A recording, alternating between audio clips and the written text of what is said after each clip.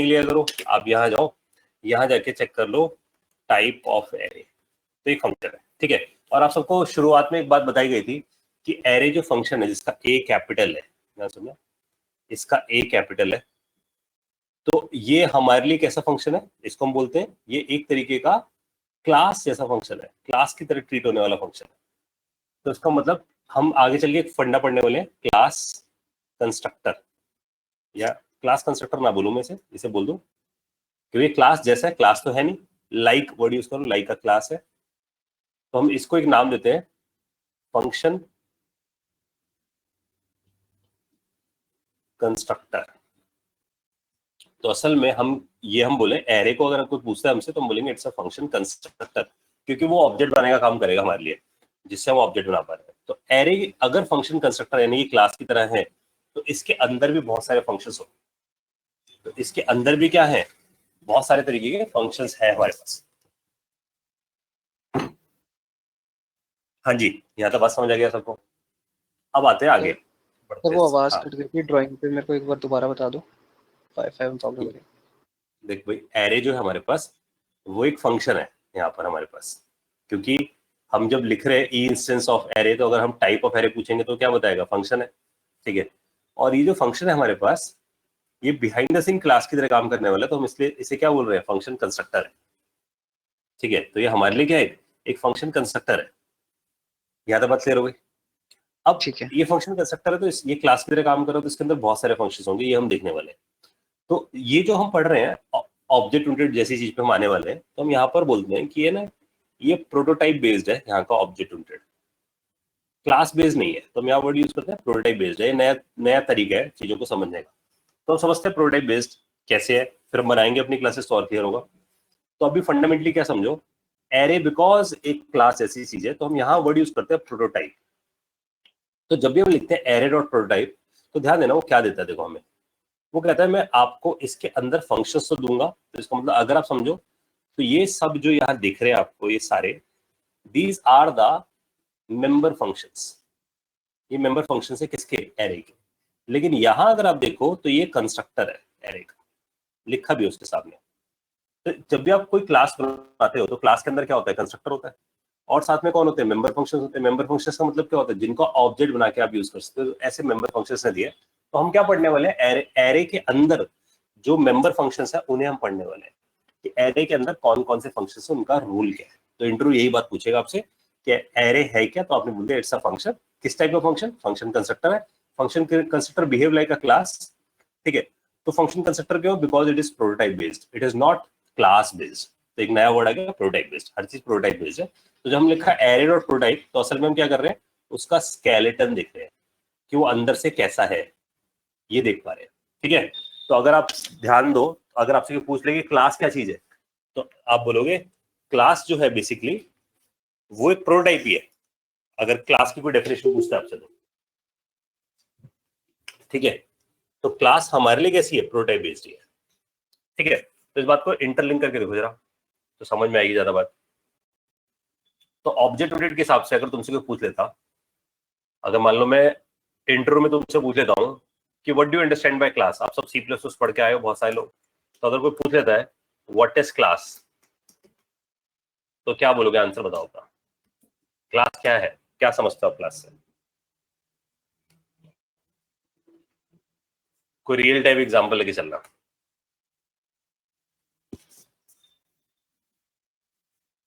Hello sir, class is an entity that defines the behaviour.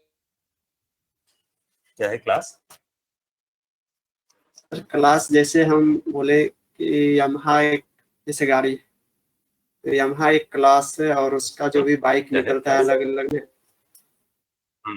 ठीक है sir, class एक blue और एक ब्लूप्रिंट बोल सकते हो, वो एक ब्लूप्रिंट है। चलो एक वर्ड थोड़ा सही नजर आया, क्लास एक ब्लूप्रिंट है। ब्लूप्रिंट का मतलब क्या है, ब्लूप्रिंट का मतलब क्या है, स्ट्रक्चर है सर। चलो एक वर्ड और निकल कर आ गया, देखो स्ट्रक्चर है। और एक स्केलेटन भी है, ऐसा है कि एक स्केलेटन जैसा है, और स्केलेटन है तो ढांचा है, ढांचा है तो प्रोटोटाइप नहीं है। सोचो, अगर क्लास को कोई बोले कि प्रोटोटाइप है, मतलब एक ढांचा है किसी चीज का, उसके बेसिस पे सब चीजें बनती हैं। तो जैसे भी वो एग्जांपल लेके चल रहा है कि भाई मान लो एक कार है या एक बाइक है, तो ये सब क्या है, स्केलेटन है ना, लेकिन ऑब्जेक्ट्स क्या है, उसके रियल टाइम इम्प्लीमेंटेशन है। ह्यूमन है तो वो भी एक स्केलेटन है, अगर देखा जाए तो अमित उसका ऑब्जेक्ट है। समझ आ रही बात आप लोगों को? तो इस तरीके से हम थॉट लेकर चलते हैं कि भाई हम असल में एक ब्लूप्रिंट बनाना शुरू करते हैं। क्लास बनाने का मतलब ये, तो एरे भी ब्लूप्रिंट है। जब हम उसके ऑब्जेक्ट्स बना रहे हैं तब हम उसे यूज कर पा रहे हैं अल्टीमेटली, ठीक है।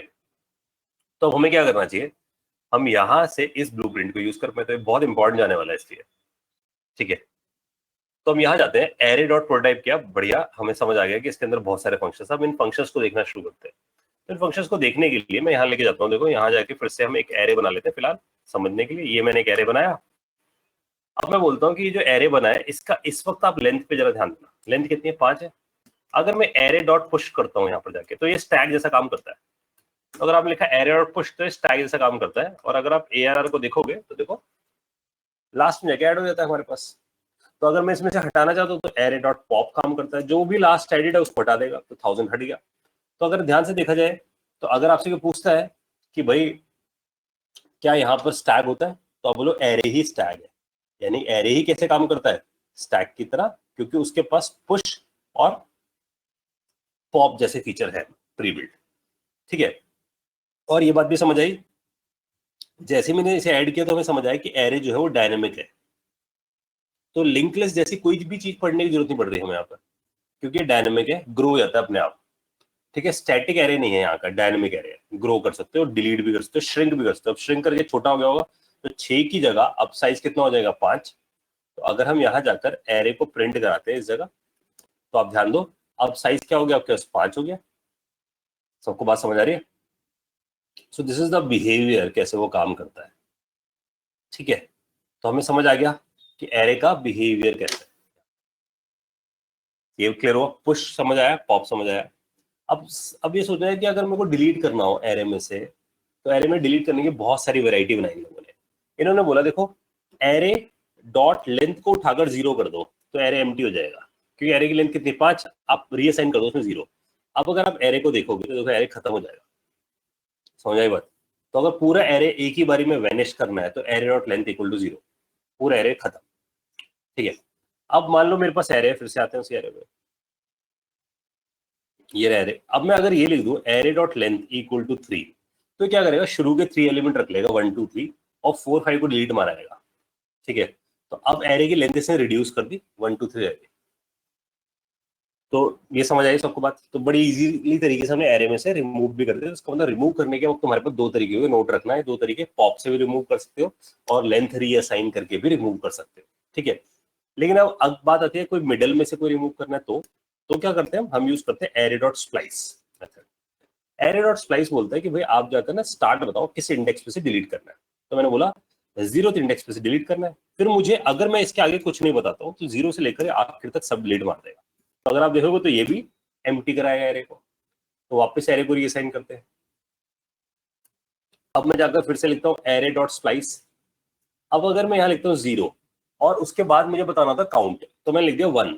तो ध्यान देना 0 और जो अगला आर्गुमेंट है वो क्या है, काउंट। तो पहला जो आर्गुमेंट है 0 इज रेफर इंडेक्स,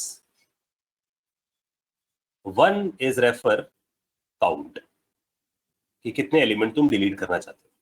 तो मैंने बोला 1, इसका मतलब 0 जो इंडेक्स है 1 को डिलीट करके आ जाएगा, ये खत्म हो जाएगा, ठीक है। लेकिन अगर मैं यहाँ लिख देता था 2, तो 0 से लेकर 2 एलिमेंट को डिलीट करके आता। लिखता अगर मैं 3, तो 0 से लेकर 3 तक एलिमेंट, यानी कि 3 एलिमेंट डिलीट करके, ठीक है। तो इंडेक्स नहीं है, ध्यान देना, ये 1 जो it is not an index, it is count how many elements you want to delete, ठीक है। तो अब हम इसे देखते हैं, देखो।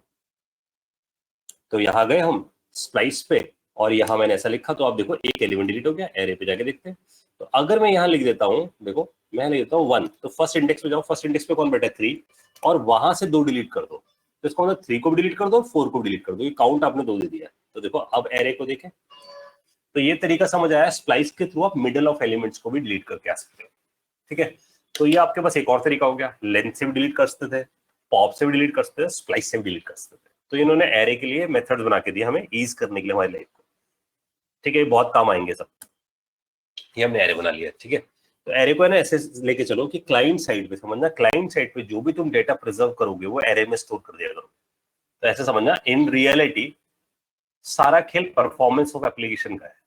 जब तुम कोई सिस्टम बनाओगे और उसकी परफॉर्मेंस बेकार है तो फिट जाएगा सिस्टम, चलेगा नहीं मारे। तो सर्वर हमारे पास होगा, क्लाइंट हमारे पास होगा। क्लाइंट पे क्या चल रहा होगा? क्लाइंट पे जेएस चल रहा होगा, क्योंकि क्लाइंट पे तो असल में कौन चल रहा है? ब्राउजर चल रहा है। ठीक है जी, ब्राउजर के अंदर कौन चल रहा है? ब्राउजर के अंदर जेएस चल रही है। अब जब भी हम सर्वर से कुछ मांगेंगे, डेटा ही मांगेंगे, ऑब्वियस सी बात है। जब भी हम डेटा मांगेंगे तो सर्वर क्या कर रहा होगा? सर्वर डेटाबेस से बात कर रहा होगा। अब डेटाबेस से बात करके डेटा लाने में ऑब्वियस सी बात है वो 2 से 3 सेकंड या 4 से 5 सेकंड कुछ भी ऐसा डेटा टाइम लगाएगा। जब वो डेटा का टाइम लगाएगा तो इंटेलिजेंट प्रोग्रामर क्या है, वो डेटा निकाल के अपने पास, ध्यान सुना, अपने पास यानी कि ब्राउजर में कौन चल रहा है? ब्राउजर में V8 इंजन चल रहा है। V8 इंजन कौन है? इंटरप्रेटर है। उसके पास अपनी खुद की मेमोरी है। इसका मतलब वो कहता है जब भी तुम ऑब्जेक्ट्स बनाते हो, ऑब्जेक्ट्स के अंडर कौन आता है? एरे भी आता है। इसका मतलब जब भी तुम एरे ही बनाते हो, ये सब V8 इंजन के अंदर जाके स्टोर होता है। कौन सी मेमोरी में स्टोर होता है? हीप में जाके स्टोर होता है। तो आज से रट्टा लगा लो कि जितने भी ऑब्जेक्ट्स होते हैं वो V8 इंजन के अंदर हीप में जाते हैं। V8 इंजन कहाँ चल रहा है? ब्राउजर के अंदर चल रहा है, यानी क्रोम के अंदर चल रहा है। क्रोम कहाँ चल रहा है? क्रोम OS पे चल रहा है। OS कहाँ चल रहा है? OS भाई हार्डवेयर पे चल रहा है, रैम के ऊपर चल रहा है। इसका मतलब इनडायरेक्टली बात हुई कि आप लोगों की रैम पे जाकर स्टोर हुआ है। ठीक है जी, ये बात आप सबको समझ आई? तो आपको अगर अपनी रैम पे डेटा प्रिजर्व करना है तो उसके लिए आप इसे यूज करते हैं। ठीक है, तो आपकी मशीन पे स्टोर हो रेदर देन सर्वर पे। अब इससे फायदा क्या होगा? अगर आपने वहां से डेटा निकाला, मान लो यहाँ से 100 रिकॉर्ड आए, 100 को उठाया और यहाँ स्टोर कर दिया इस एरे के अंदर, यहाँ भर दिया 100, तो इससे फायदा क्या हुआ? आपको यहाँ 10 रिकॉर्ड दिखा रहे थे, तो आपने अपने एरे में से निकाला, यानी कि अपनी रैम पे से निकाला इनडायरेक्टली। आप कहाँ नहीं गए? आप सर्वर पे नहीं गए। सर्वर पे नहीं गए तो इसका मतलब नेटवर्क पे नहीं गए। समझ रहे हो? तो इसका मतलब आपने क्या बचा लिया? इससे नेटवर्क कॉस्ट बचा ली। समझना इस बात को। इसलिए एरे बहुत काम की चीज है आप लोगों की। इसलिए एरे का ऑपरेशन मैं सिर्फ यार ये बता रहा हूँ। एक मिनट यार, ये एक अनवांटेड यूजर है, आता रहता है हमेशा, इसको हटाऊं तो।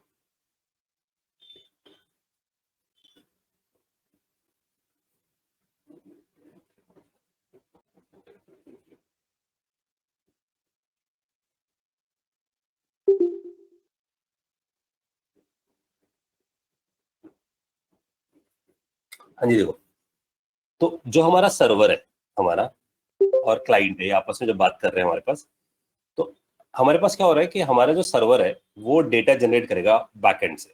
ऑब्वियसली बात है, डेटाबेस से निकालेगा। डेटाबेस मान लो थोड़ी देर के लिए मान लो कि ओरेकल है या MySQL है, तो आप सबको पता होगा ओरेकल या MySQL उसकी अपनी खुद की भाषा है C++, और तुमने सपोज यहाँ जाकर Node.js लिख रखा है बिकॉज वो भी जावास्क्रिप्ट ही है। तो Node.js अगर C++ से बात करेगी तो भाई इनके बीच में कम्युनिकेशन गैप है बहुत बड़ा। मतलब इनके बीच में क्या होगा? इनके बीच में एक्सचेंजिंग होगी, एक्सचेंजिंग मतलब ट्रांसलेशन होगी, ट्रांसलेशन होगी तो टाइम लगेगा 2 से 3 सेकंड, 4 से 5 सेकंड, पता नहीं कितना लग सकता है। तो मैं पहली बार तो अपने जो मेरा एंड यूजर होगा उसे स्लो दिखाऊंगा वेबसाइट, क्योंकि वो सर्वर से आ रही होगी। जब सर्वर से आ जाएगी तब मैं क्या करूंगा, मैं उस वेबसाइट से डेटा लेकर आया हूँ, मान लो 100 रिकॉर्ड लेकर आया हूँ, उस 100 रिकॉर्ड को अपनी मशीन पे स्टोर कर लूँ। तो मेरे पास वो स्टोर कहाँ है? सबके पास आ रही है क्या आवाज कटी हुई? नहीं, इसकी साइड पे है। तेरे साइड पे भाई, अब तो ही देख, है ना, तेरे साइड पे आ रहा है इशू। बस सर दोबारा बता देना, ये नेटवर्क कॉस्ट वाला। नेटवर्क कॉस्ट का पर्पस ये है कि भाई तुम जब सर्वर से लेकर आओगे किसी भी चीज को तो उसे टाइम लगेगा ना लाने में, या नहीं? टाइम लगेगा लाने में। अब तुम उस कॉस्ट को बचाओ ना, है ना? उसे बचाने के लिए क्या करो? हेलो, हाँ विदय सर, मेरे पास आवाज कट गई, सबके पास कटी है। तेरे पास आ रही है प्रॉब्लम, बाकी सबके पास आवाज आ रही है। सर एक बार कर दोगे रिपीट प्लीज? यार तो रिकैप ले लेते, किससे ना पूरी बैच डिस्टर्ब होता रहेगा, क्योंकि बार बार इंटरप्ट हो रहा है ना इसमें, तो बैच का फ्लो टूट जाएगा। वीडियो रिकॉर्डिंग सुनियो जो भी टूटता है। और अभी इतना कुछ बात नहीं चल रही बहुत बड़ी, सिर्फ इतना बता रहा हूँ नेटवर्क कॉस्ट कम कैसे करी जाती है। तो नेटवर्क कॉस्ट जो हमारे पास आ रही है ना, जो नेटवर्क कॉस्ट हमारे पास आ रही है वो इसलिए आ रही है ना क्योंकि हम सर्वर पे जा रहे हैं, सर्वर से डेटा लेकर आ रहे हैं। तो इसका तो तुम्हें समझना है कि बार बार सर्वर हिट से बचना है। अब बार बार अगर सर्वर हिट से बचना है तो तुम डेटा ले आओ सर्वर से, मान लो हम 100 रिकॉर्ड ले आए, 100 रिकॉर्ड को तुमने एरे में प्रिजर्व कर दिया। अब अगर एरे में प्रिजर्व हुआ तो वो कहाँ प्रिजर्व हुआ? हीप में प्रिजर्व हुआ। तुम्हारे हीप कहाँ था? V8 इंजन के अंदर था। वीट इंजन किसके अंदर था? क्रोम के अंदर था। क्रोम कहाँ था? ओएस के अंदर था। ओएस कहाँ था? रैम पे था। ठीक है ना? अब इसका मतलब हमने डेटा कहाँ प्रिजर्व कर दिया? इनडायरेक्टली क्लाइंट, ध्यान समझना, क्लाइंट की रैम पे स्टोर कर दिया। अब जब भी तुम्हें डेटा निकालना होगा, इन 100 में से निकालना होगा, मान लो तुम 10 रिकॉर्ड दिखा दिया, अब नेक्स्ट 10 दिखाने हैं, तो नेक्स्ट 10 निकालने के लिए मैं अपने ही रैम पे से निकाल लाऊंगा डेटा को, रेदर देन मैं सर्वर पे दोबारा से हिट लगाऊं, तो मैं नेटवर्क कॉस्ट बचा दूंगा ना अपनी। तो इसका मतलब इनडायरेक्टली मुझे एरे पे सारे ऑपरेशंस आने चाहिए। अगर मैं एरे के ऑपरेशंस नहीं जानता हूँ तो मैं डेटा प्रिजर्व नहीं कर पाऊंगा अपने पास। इसलिए हमें एरे के ऑपरेशंस पढ़ रहे हैं। इसलिए हमने बात पढ़ी कि भाई एरे में ऐड कैसे करोगे, पुश करके, एरे में से डिलीट कैसे करोगे, स्प्लाइस करके, लेंथ जीरो करके, या फिर आप जाकर पॉप करके। इसका मतलब आपने अलग अलग मैकेनिज्म पढ़ लिए। अब यही ऑपरेशन हमें पढ़ने हैं, इसलिए इंटरव्यू बहुत पूछता है सारे ऑपरेशन, क्योंकि वो कहता है अगर ये ऑपरेशंस नहीं पता होंगे तो ये क्या करेगा बंदा, हर बार सर्वर से डेटा लेकर आएगा, हर बार सर्वर से डेटा लेकर आएगा तो यूजर एक्सपीरियंस खराब कर देगा मेरा। तो यूजर एक्सपीरियंस खराब ना हो, that's why the thing is कि हम एरे में प्रिजर्व कर ले। समझ में आ रही बात आप लोगों को? तो हम ऐसा बोले कि एरे, ये पढ़ा भी हम लोगों ने कहीं ना कहीं, array is a temporary storage. Temporary data को हम अपनी मशीन पे स्टोर कर देते हैं, ठीक है, ताकि हम हर बार सर्वर हिट से बचे, ताकि हम प्रोसेसिंग अपनी क्लाइंट पे कर ले। ठीक है जी। चलो अब वापस आते हैं हम इसके और मेथड्स की तरफ कि और मेथड्स हमें क्या पढ़ने चाहिए। तो हमें एरे में क्या क्या पढ़ना जरूरी है? देखो, हमें एरे में ऐड करना जरूरी था, हमने सीख लिया। एरे में से रिमूव करना भी जरूरी था, वो भी हमने सीख लिया। तो अब एरे में फाइंड करना भी सीख जाए हम, कि एरे में ढूंढेंगे कैसे किसी एलिमेंट को। ठीक है, तो आप लोग मुझे बताओ कि अगर एक एरे गिवन है आपको, जैसे कि ये गिवन है, इसमें से जाकर आपको थोड़ा सा कॉम्प्लिकेटेड कर देते हैं इस एरे को, ऐसा कर देते हैं, ऐसा कर देते हैं, 1 है, 10 है, 2 है, 5 है, 10 है, 100 है, 90 है, 6 है, 70 है, 10 है, फिर मान लो जी 100 है, फिर 200 है। ऐसा एरे है मेरे पास एक। ठीक है, अब मैं आपसे बोल रहा हूँ कि क्योंकि अनसॉर्टेड एरे है, अब आप इसमें सर्च करो, तो आप सर्च कैसे करोगे एरे में? क्या लॉजिक लिखते हो एरे में सर्च करने का? अभी तक सी प्लस पढ़ के आए हो, क्या करोगे एरे में सर्च करने के लिए? लूप चलाते हैं 0 से लेके लेंथ -1 तक।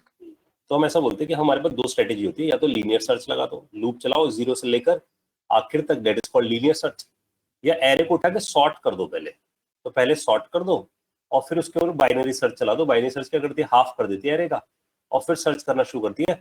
अगर एलिमेंट आपका छोटा है तो ऊपर ढूंढना शुरू करती है, क्योंकि ऊपर जो होंगे शुरू में वो क्या होंगे? छोटे, क्योंकि आपने सॉर्ट कर दिया। अगर बड़ा होगा तो नीचे ढूंढना शुरू कर देती है, मिडल से नीचे या मिडल से अबव। तो हमारे पास सॉर्ट करने के दो एल्गोरिथम्स है, ये मेरे को डेवलपर को खुद लगाने पड़ते हैं। लेकिन ये क्या करता है? कहता है नहीं, ये सारी चीजें मैंने बना के रख रखी है, कोई जरूरत नहीं है इस तरफ जाने की। ठीक है, हमें कोई ऐसा लॉजिक बनाने की जरूरत नहीं पड़ती। लेकिन बिहाइंड द सीन वो इन्हीं लॉजिक्स पे खेल रहा है। इसका अंदर बिहाइंड द सीन वो लीनियर सर्च लगा के बैठा हुआ है। कैसे लीनियर सर्च लगा के बैठा है ये हम समझते हैं। तो सबसे इंपॉर्टेंट बात क्या समझ आनी चाहिए कि सर्चिंग का जो एल्गो है वो हमें नहीं लिखना, ये बात याद रखनी है। सर्चिंग का एल्गो ऑलरेडी रिटर्न है जेएस में, तो हमें नहीं लिखना, रिटर्न है ऑलरेडी जेएस में। क्यों रिटर्न है यार? हमें क्यों नहीं लिखने देता? क्योंकि वो कहता है कि ये जो चीजें है ये लो लेवल टास्क है। समझना बात को, ये लो लेवल टास्क है। कहता है आप तो बनाने जा रहे हो शॉपिंग, अब शॉपिंग बनाने बैठे हो, पता चला सर्चिंग ही खुद कर रहे हो, तो सर्चिंग का एल्गो होना चाहिए बराबर है, ताकि आप बड़ी एप्लीकेशन ध्यान से दे सको। बड़ी एप्लीकेशन मतलब होता है जी हाई लेवल टास्क, तो आज से ध्यान रखना। तो इसका मतलब हमें असल में क्या बताना चाहिए? हाई लेवल टास्क पे हम ध्यान देंगे। इसका मतलब यहाँ ये छोटी छोटी चीजें जो होंगी, जो हम सी में बनाते थे या डेटा स्ट्रक्चर एल्गोरिथम पढ़ते हो, तो उस टाइम पे ये सीखते हो कि how to create a link list, how to add in a link list, how to delete in a link list, how to create a stack, how to create a queue. That is called, all are called low level task. इससे सिर्फ क्या है देखा जाता है कि आपका logic अच्छा है या नहीं है। लेकिन इन रियलिटी जब आप बड़ी कंपनी में काम करते हो तो वहां हाई लेवल टास्क पे ध्यान दे रहे होते हो। हाई लेवल टास्क के लिए जो भी आप प्रोग्रामिंग यूज करते हो उसके पास एपीआई बने होते हैं। इसका मतलब उसके पास लिंक लिस्ट जैसा कुछ होता है, उसके पास सॉर्टिंग का फीचर होता है, उसके पास सर्चिंग का फीचर होता है। तो कहता है आप इन एपीआई को यूज करके बड़ी एप्लीकेशन बनाओ। यूट्यूब सोचो बनाने की, फ्लिपकार्ट बनाने की सोचो, उस पर ध्यान दो ताकि आपको लो लेवल काम ना करना पड़े। ठीक है जी, मेरी बात समझ आई सबको? तो अब हमें वही इन्हीं हाई लेवल टास्क की तरफ जाना है कि हम हाई लेवल टास्क यहाँ पर कर सके। अब हाई लेवल टास्क करने के लिए हमें क्या करना होगा? देखो हम यहाँ से ढूंढते हैं कि भाई एरे में, इसका मतलब सर्चिंग ऑलरेडी लिखी हुई है। सर्चिंग लिखी हुई तो उसका फंक्शन क्या है? तो एरे डॉट फाइंड ही है उसका नाम। ठीक है, तो हमने लिख दिया एरे डॉट फाइंड। अब ध्यान से सुनने मेरी बात, वो कहता है एरे में से आप कुछ ढूंढना चाहते हो तो आप एरे डॉट फाइंड तो लिख दो, लेकिन प्रॉब्लम ये शुरू होती है, कहता है जब आप फाइंड करोगे यहां पर जाकर तो फाइंड करते वक्त आपका भाई कोई क्राइटेरिया तो होगा फाइंड करने का। तो इसका मतलब आप ये मत समझना कि फाइंड लिखा फाइंड हो जाएगा, ठीक है, हमें बताना पड़ेगा क्राइटेरिया। क्राइटेरिया का मतलब वो क्या मैं कौन से एलिमेंट फाइंड करना चाहता हूँ, बड़े element, greater than element find करना चाहता हूँ, लेस देन एलिमेंट फाइंड करना चाहता हूँ, या इक्वल टू एलिमेंट फाइंड करना चाहता हूँ, या not equal to element find करना चाहता हूँ। इसका मतलब दैट इज माई क्राइटेरिया। तो कहता है फाइंड को आप क्राइटेरिया बताओ, ध्यान सुनो, फाइंड को जाके आप क्या बताओ, क्राइटेरिया बताओ कि किस क्राइटेरिया के बेस पे करना चाहते हो। और क्राइटेरिया का मतलब असल में क्राइटेरिया का मतलब है आपका लॉजिक क्या है कंपैरिजन करने का, लॉजिक क्या है कंपैरिजन करने का, वो आप लिखो। ऑब्वियस सी बात है, जब लॉजिक लिखोगे कंपैरिजन करने का तो किसी फंक्शन के अंदर लिखोगे, तो आप फंक्शन बनाओगे। तो फाइंड का जो पैरामीटर है यहाँ, इसका जो पैरामीटर जाने वाला है वो असल में क्या है, वो एक फंक्शन है। उस फंक्शन के अंदर क्या लिखना है, उसके अंदर अपना क्राइटेरिया लिखना है। तो ये वर्ड याद रखना है, हमें उसके इनसाइड क्या लिखना है, अपना क्राइटेरिया लिख कर आना है। क्राइटेरिया के अंदर क्या लिखना है, अपना लॉजिक लिखना है। कौन सा लॉजिक लिखना है, greater than, less than, not equal to या इक्वलिटी का कंपैरिजन, जो भी हमारा कंपैरिजन है। तो समझ क्या आनी चाहिए कि in find we are not doing the looping because the looping is already there. तो आप इसे इंस्पायर्ड हो फॉर ईच से, फॉर ईच पढ़ा था ना हम लोगों ने, वो अपने आप लूप करके चलाता था। बस उसे किसकी जरूरत होती थी, उसकी जरूरत होती थी फंक्शन की। उस फंक्शन को याद करो, हमने एक नाम दिया था, that is called call back function. तो हमने उसका नाम क्या दिया था, कॉल बैक फंक्शन। तो हम यहाँ पर भी क्या करेंगे, यहाँ फाइंड में किसका नाम देंगे, कॉल बैक फंक्शन का। तो इंपॉर्टेंट बात क्या हुई, हम फाइंड लिखेंगे, फाइंड के अंदर फंक्शन का नाम स्पेसिफाई करेंगे यहाँ पर, that is become a callback function for us. ठीक है जी। तो हम फाइंड पे आते हैं, and in find we are going to write our function which has the criteria. Criteria is basically the logic, logic is the comparison logic, and in find we are not doing any loop, the loop is internally doing itself, it only need the criteria. हाँ जी, यहाँ तो बात समझ आई सबको।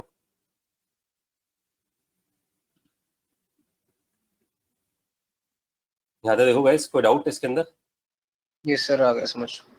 ठीक है, अब इसे चलाकर देखें इस वाले फंडे को। तो फाइंड पे जाओ, अब फाइंड के अंदर लॉजिक लिखो। लॉजिक लिखने का यानी कि लॉजिक मतलब logic is a function. Function लिखने का सबसे बेस्ट तरीका क्या, सबसे आसान तरीका क्या है, एरो फंक्शन। तो मैंने यहाँ लिख दिया एरो फंक्शन। अब इस एरो फंक्शन में वो क्या कहता है, वो कहता है जब मैं फाइंड कर रहा हूँ ना, तो उसका जो ध्यान सुनो, जो मैं फाइंड कर रहा हूँ तो आपके लॉजिक को, क्योंकि आपका लॉजिक क्या है, फंक्शन है, तो मैं आपके फंक्शन को 1 पकड़ा दूंगा। क्या आप चेक कर रहे हो यार, आपको 1 मिल रहा है, यानी कि आप 1 ही तो ढूंढ रहे थे। अगर 1 नहीं ढूंढ रहे तो फिर मैं 10 पकड़ा दूंगा आपके फंक्शन को, फिर 2 पकड़ा दूंगा, 5 पकड़ा दूंगा, ऐसे कर करके ना सब एक एक करके इसके पास पास होते जाएंगे, एक करके। समझते हैं, समझ रहे हो बात? तो इसका मतलब इस फंक्शन के अंदर एक आर्गुमेंट होगा which is going to receive the one by one element, जो पास होता है। तो इसलिए आपको याद रखना है, this function containing the element, that element I will say that is a current element for me. So that is a current element for me. So it means when the array dot find is working, it is actually passing 1 by 1 variable and 1 by 1 variable to the function. बढ़िया जी। अब arrow करके मैंने इसकी body लिख दी इस function की। अब वो इसमें क्या बोलता है, कहता है जब आपने करंट एलिमेंट लिखा है तो आप एक काम करो, आप उस करंट एलिमेंट पे क्या बिहेवियर डालना चाहते हैं वो देखो। तो मैंने बोला इस करंट एलिमेंट को मैं कंपेयर करना चाहता हूं कि अगर उस करंट एलिमेंट में जाकर मुझे मिल जाता है 5 तो मेरा एलिमेंट मिल गया, बस दैट्स इट। ठीक है, तो मेरा एलिमेंट मिल गया तो मुझे वो एलिमेंट रिटर्न कर देना अगर वो मिल गया तो मैंने लिखा 5। तो इसका मतलब इसने क्या किया होगा, इसने बिहाइंड द सीन, अगर हम समझे तो ये बिहाइंड द सीन क्या कर रहा होगा, ये पहला एलिमेंट उठाता होगा, करंट एलिमेंट डालता है, करंट एलिमेंट 1 है, 1 को 5 से कंपेयर करता है, कहता फॉल्स आया, ध्यान सुनो, फॉल्स आया तो कहता आगे बढ़ जाओ 10 पे चल जाओ, फिर 10 को यहाँ पकड़ा जाता है, कहता चलो अब 10 को 5 से कंपेयर कर लो, फॉल्स आया फिर आगे बढ़ जाओ। तो इसका मतलब हर फॉल्स क्या बताता है, आगे बढ़ जाओ। लेकिन जब वो 5 पे पहुंचता है, यहाँ 5 मिलता है उसे और 5 के बराबर होता है तो ट्रू आता है, ट्रू आते हुए कहता है एग्जिट, इस फंक्शन से बाहर आ जाओ, यानी कि रिटर्न कर दो इस फंक्शन से, और रिटर्न होकर वो बताया था कि 5 आपको मिल गया है। समझ में आ रही बात आप लोगों को? तो जो एलिमेंट आपको मिल गया है वो आप प्रिंट करा के देख लेते हो यहाँ पर कि फाइंड, इसका मतलब अगर आपसे पूछता है फाइंड रिटर्न क्या करता है तो आप बोलोगे फाइंड एलिमेंट रिटर्न करता है अगर वो मिल गया तो, और अगर नहीं मिला तो क्या रिटर्न करता है, अनडिफाइंड रिटर्न करता है। सबको डाइजेस्ट है? इससे आसान एरे में फाइंड कभी नहीं मिल सकता, समझना। इतना आसान अगर आपने कभी फाइंड पढ़ा है कि एरे में फाइंड करने के लिए एक लाइन में खत्म कर दिया पूरा लॉजिक, तो आप सोचते हैं एप्लीकेशन हम जब बनाएंगे तो कितनी तेज बनेगी। लोग जावास्क्रिप्ट के पीछे क्यों पड़े हुए हैं? क्योंकि उन्हें पता है कि एप्लीकेशन डेवलपमेंट टाइम बहुत बहुत कम है। किसी भी लैंग्वेज में ट्राई करके देखना, बहुत कुछ करना पड़ जाता है। तो मैं लिखा ये, एंटर मारा, देखो 5 हमें मिल गया, 5 बता दिया इससे। अब मैं जाकर ऐसा एलिमेंट ढूंढता जो है ही नहीं, तो उसने क्या रिटर्न करके दिया मेरे को? अनडिफाइंड। बताओ जी, फाइंडिंग इन एरे समझ आ गया सब लोगों को? और एरे फंक्शन समझ आ रहा है कितना ज्यादा इंपॉर्टेंट है? फॉल्स रहेगा फिर तो रिटर्न नहीं करेगा। जब तक फॉल्स रहेगा ना, देखो उसके इंटरनल रिटर्न अंदर उसने लॉजिक लिख रखा है कि भाई एरे के लास्ट तक जाओ और ब्रेक, जैसे हम लगाते हैं इफ एलिमेंट इज फाउंड, तो ब्रेक कर देते हैं, इसने रिटर्न कर रखा है वहां पे। अच्छा जी, बहुत सीधा सा है यार, जैसे हम सी में करते थे। जो तू लिखता था सी में वो यहाँ लिखा है बस। क्योंकि मैंने आप लोगों को याद है ना बताया था कि जो हम जेएस लिख रहे हैं उसे अंडरस्टैंड कौन करता है? V8। V8 उसको उठाकर किस में कन्वर्ट कर देता है? सी और C++ में। तो बॉटम लाइन क्या, बिहाइंड द सीन क्या चल रहा है? C और C++। और C और C++ सबसे बेस्ट चीज है मशीन के लिए, क्योंकि मशीन लेवल पे सबसे तेज बात करता है C++। इसलिए V8 बहुत फास्ट है, क्योंकि वो आपके हर जेएस की इंस्ट्रक्शन को किस में कन्वर्ट कर रहा है? C++। तो बिहाइंड द सीन तो सोचो वही सब जो हम पढ़ते आए हैं वो लिख कर बैठे हैं। लेकिन अगर वो हम लिखेंगे तो हमारी एप्लीकेशन डेवलपमेंट टाइम बेकार है ना, तो कॉस्ट ऑफ द सॉफ्टवेयर बहुत बढ़ जाएगी। वो cost of the software reduce हो जाएगी हमारे पास यहाँ पर। और कंपनी ये देखती है, कंपनी थोड़ी देखती है कि तू लीनियर सर्च लिखोगे या बाइनरी सर्च लिखोगे। हाँ जी, डाइजेस्टर सबको बात है, फाइंड समझ आ गया सबको? हाँ जी।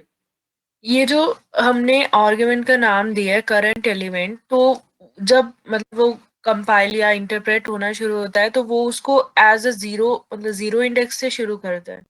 जीरो इंडेक्स से शुरू करता है, और नाम इसका जो मर्जी दे दो आप, उसे सिर्फ मतलब ये कि फाइंड के अंदर आर्गुमेंट होना चाहिए, फंक्शन होना चाहिए। और मतलब एक तरह से उसकी वैल्यू को वो जीरो इंडेक्स से इनिशियलाइज कर देते हैं। इसका मतलब सर, बिहाइंड द और सीन लूप अगर चला हम के इसके बैठा। अंदर एक से ज्यादा आर्ग्यूमेंट देना चाहे तो? क्या चीज? एक से ज्यादा आर्ग्यूमेंट देना चाहे तो? दे दो, कोई फर्क नहीं पड़ता। वो पास नहीं करेगा तो अनडिफाइंड आएंगे उसे। फाइंड का सिग्नेचर है ना। ये जो क्वेश्चन आ रहे हैं ना भाई, ये पता है क्यों आ रहे हैं? ये बात भूल चुके हो तुम लोग। ये देखो, ध्यान देना, मैं दिखाता हूँ हमने क्या बात पढ़ी थी पहले। वो बात भूल गए, कॉल बैक का फंडा, इसलिए आ रहे हैं सब क्वेश्चन। इसलिए भाई देखना बहुत जरूरी है सब चीजों को, वरना उलझे रहोगे हमेशा। एफर्ट देखो डबल है, जब उलझता है बंदा तो ज्यादा डबल एफर्ट है ना। तो देखो शायद हम लोगों ने, मैं चेक करता हूँ किस टाइम पे कराया था। एक कॉल बैक का फंडा बताया था मैंने आप लोगों को।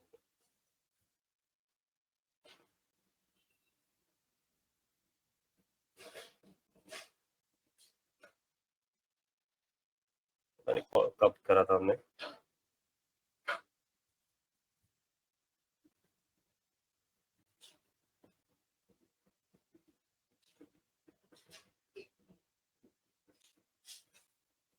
शायद ऐड में करवा रहा था मैं आप लोगों को,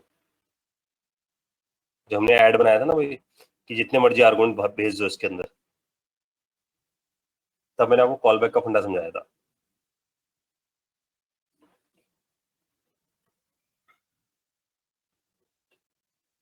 पता नहीं इसको कहाँ पड़ा है, किसी ने किसी में डाला होगा, मैं आपको दिखाया दूँ। तो ये क्लियर करना और अब इसको अच्छे से दिमाग में बसा लो, क्योंकि आते रहेंगे बार बार, समझ लो। टाइम बहुत खराब होगा हम लोगों का अगर हम इसको भूल जाएंगे तो। देखो अगर हम क्या हमें करते हैं? 2 सर्च करने हो तो लगा, अभी तो सर हम 5 सर्च कर रहे हैं, अगर 2 सर्च करने हो तो लाइक 5 और 100। नहीं ना, देखो ऐसा नहीं होता दोस्त, ऐसा कभी नहीं करते। प्रैक्टिकली सोचो जरा, क्या एरे ऐसा होता है प्रैक्टिकली? सोचना जरा, प्रैक्टिकली कभी ऐसा एरे होगा? 1 से 10 ये बनाते हो तुम लोग हमेशा, 10, 2, 5, 100, ऐसा एरे कभी होता ही नहीं है। ये तो बना लिया हम लोगों ने, ठीक है। डेटा होगा। और तो असल में क्या होगा, इस एरे के अंदर ऑब्जेक्ट्स पड़े होंगे, ये बात समझते हैं। तो हमें वो ये वाला क्वेश्चन समझ आ जाएगा जो वो क्वेश्चन पूछ रहा है। फ्लिपकार्ट पे आते हैं, फ्लिपकार्ट पे तुम मोबाइल सर्च करो, यानी मोबाइल सर्च करें, ऐसी सर्च बनाएंगे हम आगे चल के। तो हमारे पास ऐसा आ गया। अब जो सर्च आया, अब सोचना है, ये जो तुम्हें दिख रहा है एक मोबाइल, ये मुझे क्या दिख रहा है मैं बताता हूँ, और तुम लोग भी ऐसे देखना शुरू करो। मुझे क्या दिख रहा है? ये मोबाइल नहीं दिख रहा मुझे, कोडर के अंदर दिखते हैं। कोडर को मोबाइल नहीं दिख के दिखता है, अच्छा ये तो यार एक ऑब्जेक्ट है। अब सोचना मैंने ऐसी बात क्यों बोल दी यार, ये तो ऑब्जेक्ट है। ध्यान दो, ऑब्जेक्ट के अंदर क्या होता है? ऑब्जेक्ट के अंदर होती है वैल्यूज। अगर एक एम्प्लॉय होता है तो एम्प्लॉय के अंदर आईडी होता है, नेम होता है, सैलरी होता है, एज होता है, जेंडर होता है। तो मोबाइल है तो मोबाइल के अंदर तो मोबाइल की फोटो होगी, मोबाइल के फीचर होंगे, मोबाइल की रेटिंग होगी, तो ये एक ऑब्जेक्ट है।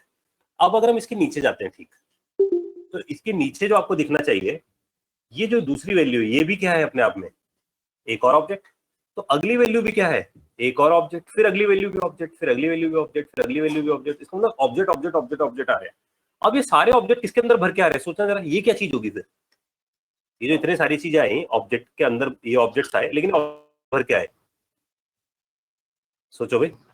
अरे ये एरे के अंदर, इसका मतलब एरे के 0 पे एक ऑब्जेक्ट है, एरे के 1 पे एक ऑब्जेक्ट है। अब समझना, क्वेश्चन लेते हैं वही वाला कि मेरे को ढूंढना है प्राइस वाइज भी, ध्यान सुनना, वही क्वेश्चन उठाते हैं, मुझे ढूंढना है प्राइस वाइज भी, वो तो ढूंढे ही ढूंढे, साथ में रैम वाइज भी, यही चाहिए था ना हमें कि 2 पैरामीटर वाइज ढूंढे।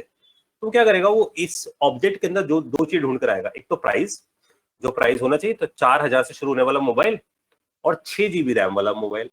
तो इसने क्या किया, 4000 से अबव की रेंज के मोबाइल्स और 6 GB या उससे अबव के मोबाइल्स, ये उसने ढूंढने शुरू कर दिए। इसका मतलब क्या हुआ, ये वही बात हुई कि हम 2 चीजों को ढूंढना चाहते हैं। तो अगर हम 2 चीजों को ढूंढना चाहते हैं तो हम इसमें से सिंगल एलिमेंट हटा देंगे, इसके अंदर क्या डाल देंगे, ऑब्जेक्ट्स डाल देंगे और ऑब्जेक्ट्स को ढूंढना शुरू कर देंगे। हाँ जी, मेरी बात समझ आई किसी को कि अगर मेरे को 10 और 5 ऐसी चीजों को ढूंढना है तो मैं ऐसा कर सकता हूँ, तो हम ऑब्जेक्ट पे खेलेंगे। लेकिन अभी मैं इस वाले क्वेश्चन को भी सेटिस्फाई करता हूँ जो उसने पूछा है। अगर मुझे 5 को ढूंढना है, ठीक है, तो मुझे यहां लगाना होगा और, ध्यान से सुनना, और यहां जाके लिखना होगा करंट एलिमेंट, और यहां जाके हमें लिखना होगा 100। तो क्या करेगा, कहता है या तो 5 मिल जाए या 100 मिल जाए, लेकिन उसे पहले कौन मिला, 5 मिला, इसलिए उसने 5 दे दिया। लेकिन अगर मैं यहां लिख देता 10, तो ये क्या देता 10, क्योंकि 10 पहले मिला, क्योंकि उसको बिहेवियर के जो भी एलिमेंट मिलेगा वो बाहर आ जाएगा। लेकिन अगर मेरे को रिजल्ट ये दिखाना होगा कि 5 भी मिल गया 10 भी मिल गया, दोनों दिखा दूं, 5 भी मिल गया 10 भी मिल गया, तो तरीका अलग होगा, वो देखते हैं अभी क्या होगा। आई होप ये फाइन समझ आया है। अब मैं इसके अंदर लेके जा रहा हूँ, जो क्वेश्चन आ रहे हैं ना कि अंदर क्या काम कर रहा हूँ, इसलिए इसे एक बार अच्छे से पकड़ लो और हर क्लास में मत खोदते रहना भी बात की कॉल बैक क्या है। तो इसलिए कॉल बैक को बहुत अच्छे से समझ लो एक बार, क्योंकि पहले ही बताया मैंने कॉल बैक। तो देखो हम क्या करेंगे, हम इस बात को समझते हैं। मैं फाइंड बना रहा हूँ अपना खुद का, तो फाइंड देखो खुद कैसे काम करता होगा। तो मैंने अपना फाइंड बनाया और फाइंड के अंदर हम क्या पास कर रहे थे, एक एरो फंक्शन। तो हम सोचते हैं कि जब जिस बंदे ने फाइंड बनाया होगा उसमें क्या पास होता होगा, फंक्शन। अब फंक्शन जब पास होता होगा तो हम ये समझ लेते हैं कि इसका मतलब उसके पास एक एरे होता होगा, वो एरे को ऐसे ट्रैवर्स करता होगा उस फंक्शन के अंदर। तो मैंने क्या किया, मैंने यहाँ लिख दिया for let i of 0 i less than ARR dot length i plus plus. तो देखो पूरी बात पल्ले पड़ेगी, जो आ रहे थे ना क्वेश्चंस की, एक आर्गुमेंट होगा 2 आर्गुमेंट होंगे, वो सारी बात समझ आ जाएगी।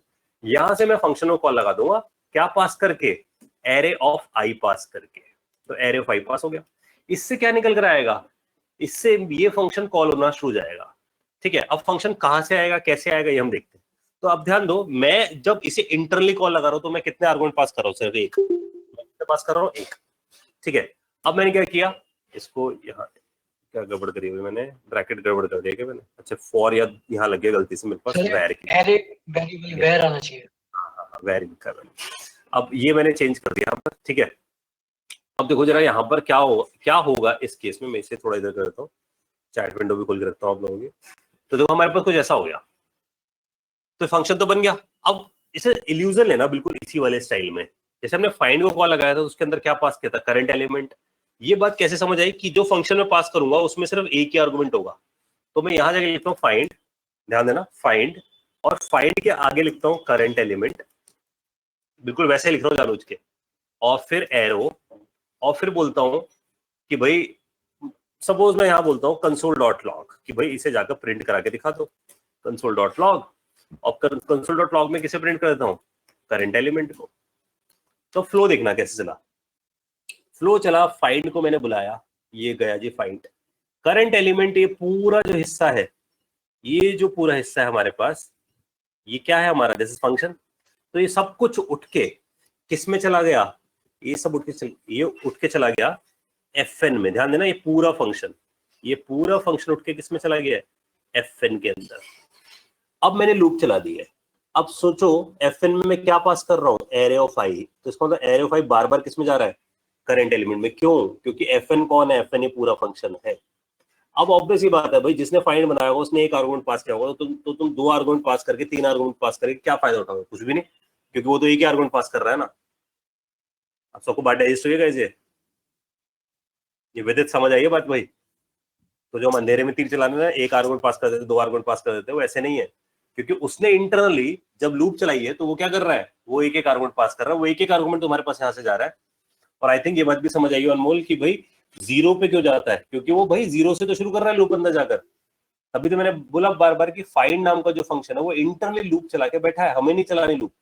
वो हमसे सिर्फ क्या कह रहा है, वो कह रहा है कंपैरिजन का लॉजिक लिखो, यानी कि अपना फंक्शन लिख के छोड़ दो बस।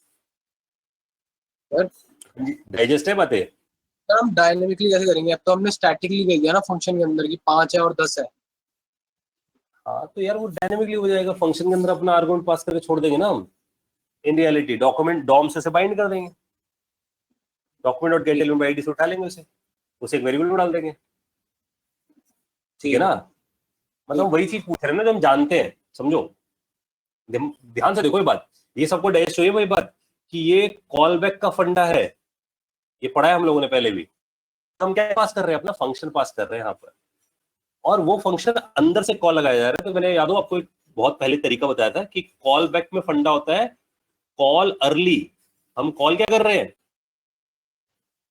या मैं ऐसा सॉरी बोलूं, कॉल अर्ली नहीं, मैं बोलूं पास अर्ली, ये वर्ड सही है ज्यादा। पास अर्ली, हमने पास तो पहले कर दिया वो फंक्शन को, लेकिन कॉल लेटर करवाया उसे। कॉल कब कराया, बाद में, जब वो यहां पहुंच गया। अब जिसने उसे कॉल लगाया उसने एक आर्गुमेंट भेजा, तो ऑब्वियस बात है एक ही आर्गुमेंट चलेगा यहाँ पर।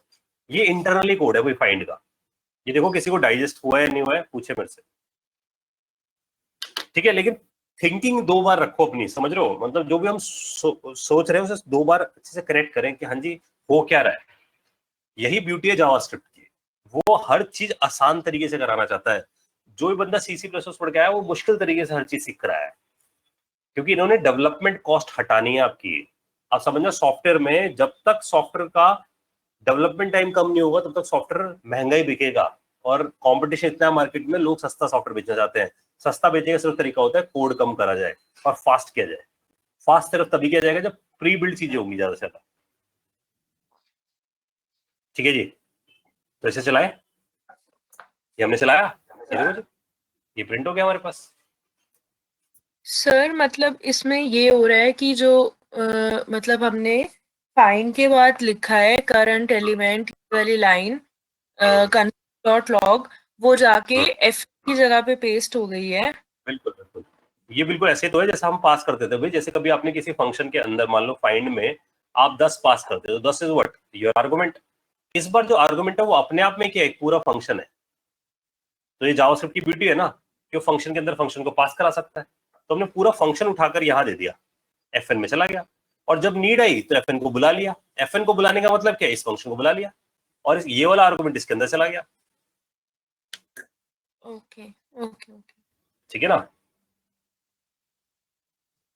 तो इसका मतलब क्या सीखने को मिला, सीखने को मिला कि यार जो फाइंड है उसके अंदर जितने आर्गुमेंट्स हैं वो पहले से प्री डिसाइडेड है।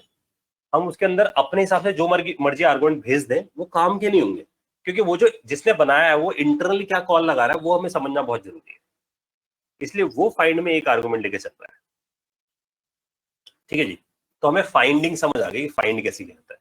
अब इसी का दूसरा रूप देखो फाइंड का। इन्होंने एक और फाइंड बनाया, एरे डॉट फाइंड इंडेक्स। देखो क्या बढ़िया फंक्शन बनाया, फाइंड इंडेक्स। तो फाइंड इंडेक्स क्या कहता है, सेम काम जो पहले कर रहे थे बिल्कुल वैसे करके आओ, सेम एज इट इज। तो यहाँ पर जाके क्या लिख दो, करंट एलिमेंट। अब ध्यान देना मैंने इस बार करंट एलिमेंट में ब्रैकेट नहीं लगाया, ये भी याद रखना है मेरी बातों को। करंट एलिमेंट में ब्रैकेट नहीं है ये वाले इस बार। इसका मतलब आपको ध्यान रखना है ये ब्रैकेट, ये वाले ब्रैकेट ऑप्शनल है। कब, जब सिर्फ सिंगल आर्गुमेंट हो, ये वर्ड याद रखना है। जब सिंगल आर्गुमेंट हो तो ये ब्रैकेट, ये वाले जो हमने एडिशन लगाए थे यहाँ पर, ये ऑप्शनल हो जाते हैं, इसलिए कि सिंगल आर्गुमेंट में सिर्फ। तो इसलिए अब ये बात याद रखो, सिर्फ सिंगल आर्गुमेंट में। इसका जीरो आर्गुमेंट होगा ब्रैकेट लगाने हैं, एक से ज्यादा आर्गुमेंट होंगे लगाने हैं, लेकिन सिंगल के लिए नहीं लगाना पड़ता, ऑप्शनल कर रखा है लोगों ने सिंटैक्स। और यहाँ लगा दीजिए एरो। अब यहाँ जाके आप बोल दो करंट एलिमेंट और इक्वल टू 5। अभी क्या करते हैं देखो, 5 किस इंडेक्स पे ये बताता है इस बार हमें। तो अगर हम एरे में जाकर देखें तो बता रहा है कि 5 हमें किस इंडेक्स से मिलता है। देखो ये है 0, ये है 1, ये है 2, ये है 3। तो उसने दे दिया 3 कि किस इंडेक्स से मिला हमें। अब मान लो हमने कोई ऐसा एलिमेंट दिया जो उस इंडेक्स पे है ही नहीं, तो हमने यहाँ जाके लिख दिया 5000, तो वो क्या रिटर्न करता है, -1। ये याद रखनी बात, कि अगर एलिमेंट नहीं मिलेगा तो हमें क्या मिल जाएगा, माइनस। क्लियर है सबको बात? तो अब हमारे पास फाइंड करने के दो मेथड हो गए, एक फाइंड और एक फाइंड इंडेक्स। ये नोट रखना आप सब अपने पास, कहीं ना कहीं लिखते जाओ। अब मैं बोलता हूँ क्लास में जब बैठो तो पेन पेपर जरूर लेके बैठो, या नोटपैड खोल लो अपने सिस्टम का, उसमें जो जो पॉइंट्स बोलता हूँ नोट कर लिया करो। तो इसका मतलब फाइंड करने के दो तरीके हैं, फाइंड और फाइंड इंडेक्स। और फाइंड इंडेक्स से तुमने इंडेक्स ढूंढा है, फाइंड से वैल्यू ढूंढी है। फाइंड इंडेक्स में अगर एलिमेंट नहीं मिलता तो -1 रिटर्न करता है, फाइंड में एलिमेंट नहीं मिलता तो अनडिफाइंड रिटर्न करता है। ठीक है, अब क्या किया जाए, फाइंड इंडेक्स का एक फायदा देखा जाए।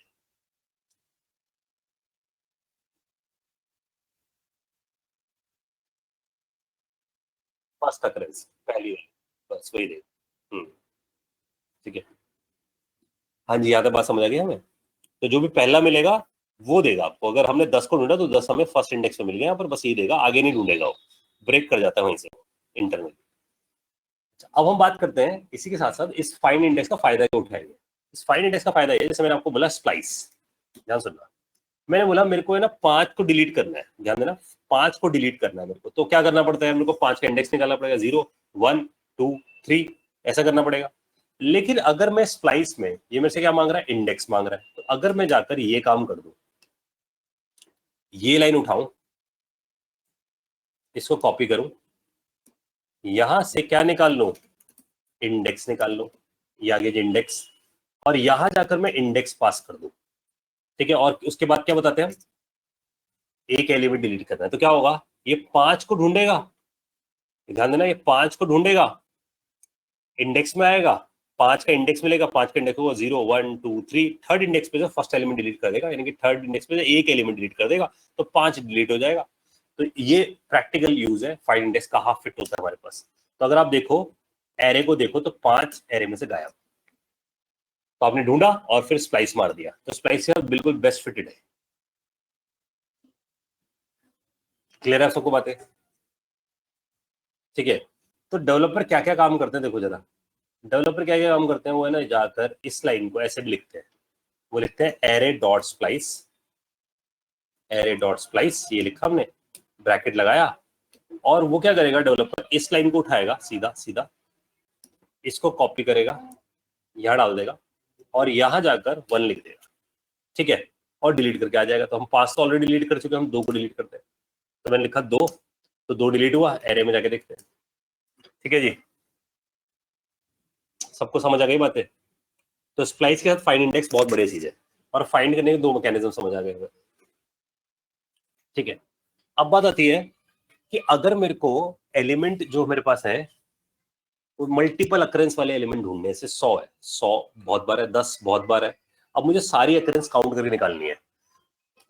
तो आपको क्या बात समझनी है कि जब भी हम फाइंड यूज करेंगे, ये हमेशा क्या ढूंढ के देगा, फर्स्ट अकरेंस। और यही आंसर किसके लिए है, फाइंड इंडेक्स के लिए भी।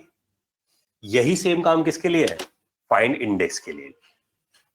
ठीक है, दोनों क्या करते हैं, फर्स्ट अकरेंस ढूंढते हैं, बस फर्क क्या है, ये हमें वैल्यू देता है फाइंड, ये हमें इंडेक्स देता है, लेकिन दोनों फर्स्ट अकरेंस के लिए काम करते हैं। तो अब हमें चाहिए मल्टी अकरेंस का फंक्शन, कि भाई जो हमें बता सके मल्टीपल अकरेंस क्या है इसकी।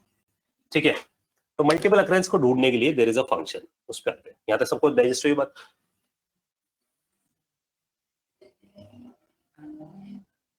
तो मल्टी अकरेंस के लिए देखो फंक्शन क्या है।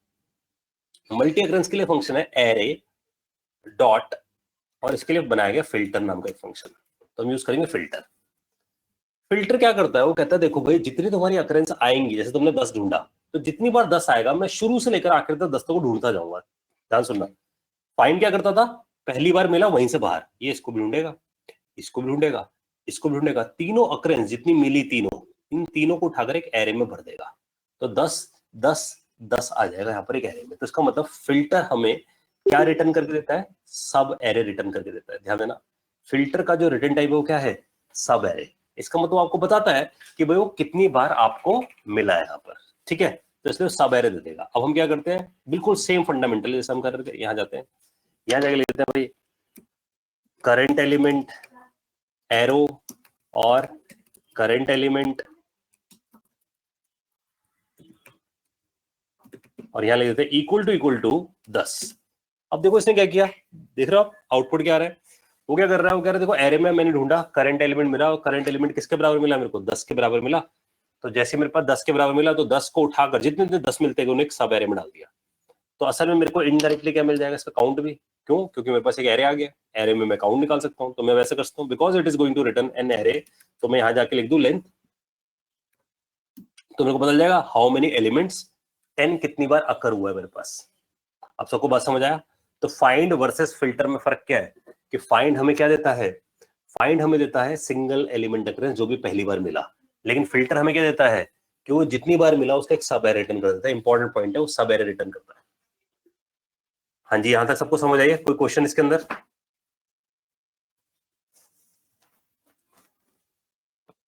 तो सिंगल एलिमेंट के केस में भी सब एरे रिटर्न होगा।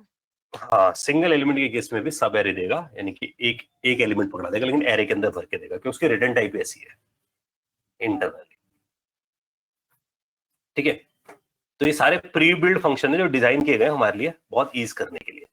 अब इंट्रो इन बातों को ना सीधा सीधा कभी नहीं पूछता, वो फिल्टर ऐसे नहीं पूछेगा। जैसे कि वो पूछेगा कि राइट अ प्रोग्राम, ध्यान सुनना, write a program to copy array, array को क्या कर दो, कॉपी कर दो। ध्यान सुनना मेरी बात। तो प्रोग्राम बनाओ एरे को कॉपी करने का। तो सबसे जो कॉमन गलती करते हैं लोग, देखते हैं इसका मतलब क्या, देखो ARR बनाया मैंने, एरे बनाया यहाँ पर, ठीक है, ये एरे आ गया मेरे पास। अब सबसे मेजर गलती क्या होती है कि मैंने ई लिखा और ARR लिख दिया यहाँ पर। तो मैंने ई लिखा और ARR लिखा, तो इसका मतलब बताया कोई, इसका मतलब क्या है? अगर मैं लिखा where e equal to ARR, reference आ गया। हाँ, इसका मतलब ARR का जो एड्रेस है वो ई में आ गया है, ये हुआ है हमारे पास, ठीक है ना। तो हमने उसका क्या रख लिया, रेफरेंस रख लिया इस जगह पे, ठीक है। अब लेकिन मेरे को तो वैल्यू रखनी है यहाँ पर, तो वैल्यू रखने के लिए हमें क्या करना पड़ेगा, हमें जाकर इसकी कॉपी बिल्ड करके आनी पड़ेगी। ये बात समझना, इसका मतलब इस एरे का क्लोन बनाना पड़ेगा। तो ये सब बात ऐसे समझे हम सब लोग कि जब भी हम ऐसा कर रहे हैं तो बिहाइंड द सीन कुछ ऐसा हो रहा है कि हमारे पास एक एरे है, एरे के पास एलिमेंट्स है, 1 है, 10 है, 10 है, 100 है, 90 है, 6 है, 70, ये सबके सब असल में कहाँ गए, सबके सब एक मेमोरी एड्रेस पे गए। तो इसका मतलब behind the scene there is a memory, और इनसाइड दिस मेमोरी उसका एक एड्रेस है, लेट्स से 66 है। तो मैं अगर बताता हूँ ARR के पास क्या है, ARR के पास जस्ट 66 है, तो ऐसा बोल सकते हैं कि ARR एक रेफरेंस वेरिएबल है। तो ARR क्या है हमारे पास, एक रेफरेंस वेरिएबल है।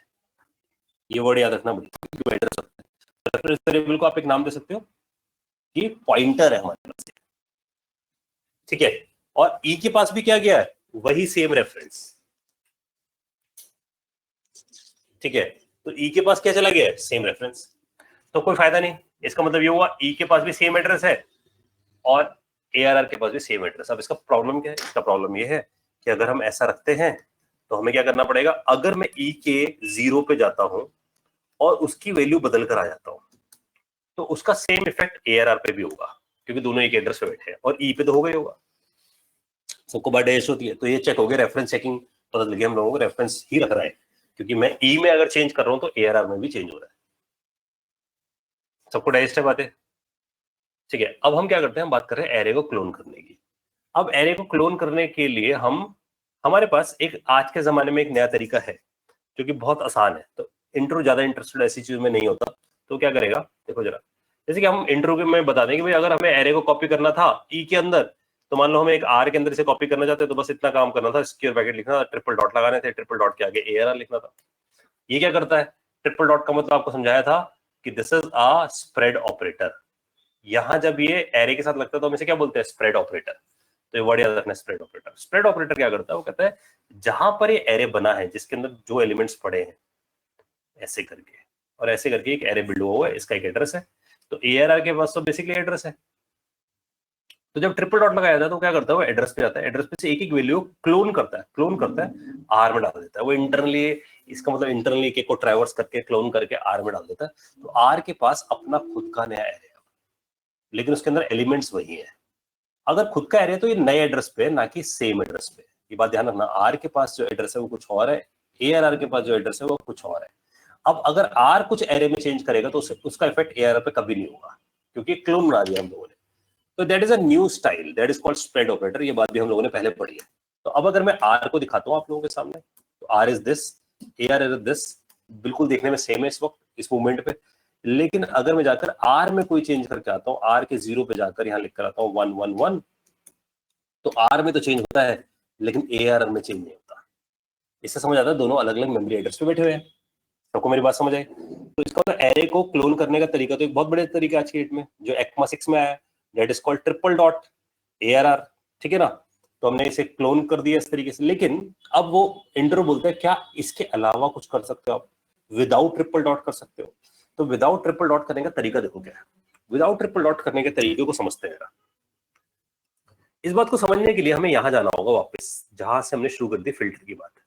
और फिल्टर को बहुत गहराई से समझना होगा। फिल्टर काम कैसे करता है देखो इंटरनली।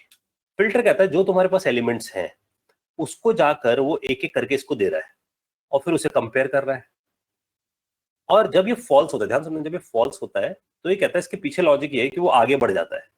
जब भी फॉल्स होता है वो आगे बढ़ता है। लेकिन जब ट्रू होता है, ध्यान सुनना, जब वो ट्रू होता है तो कहता है मैं एक एरे क्रिएट करता हूं, उसके अंदर क्लोनिंग करता हूं उसकी, यानी कि 10 को उठा के इस नए एरे में डाल देता हूं। दैट्स व्हाई मैंने इसका क्या नाम दिया था, सब एरे दिया था। इसका मतलब क्लोन का लॉजिक फिल्टर में छुपा हुआ है। ध्यान से देखो, तो क्लोन का लॉजिक फिल्टर में छुपा हुआ है।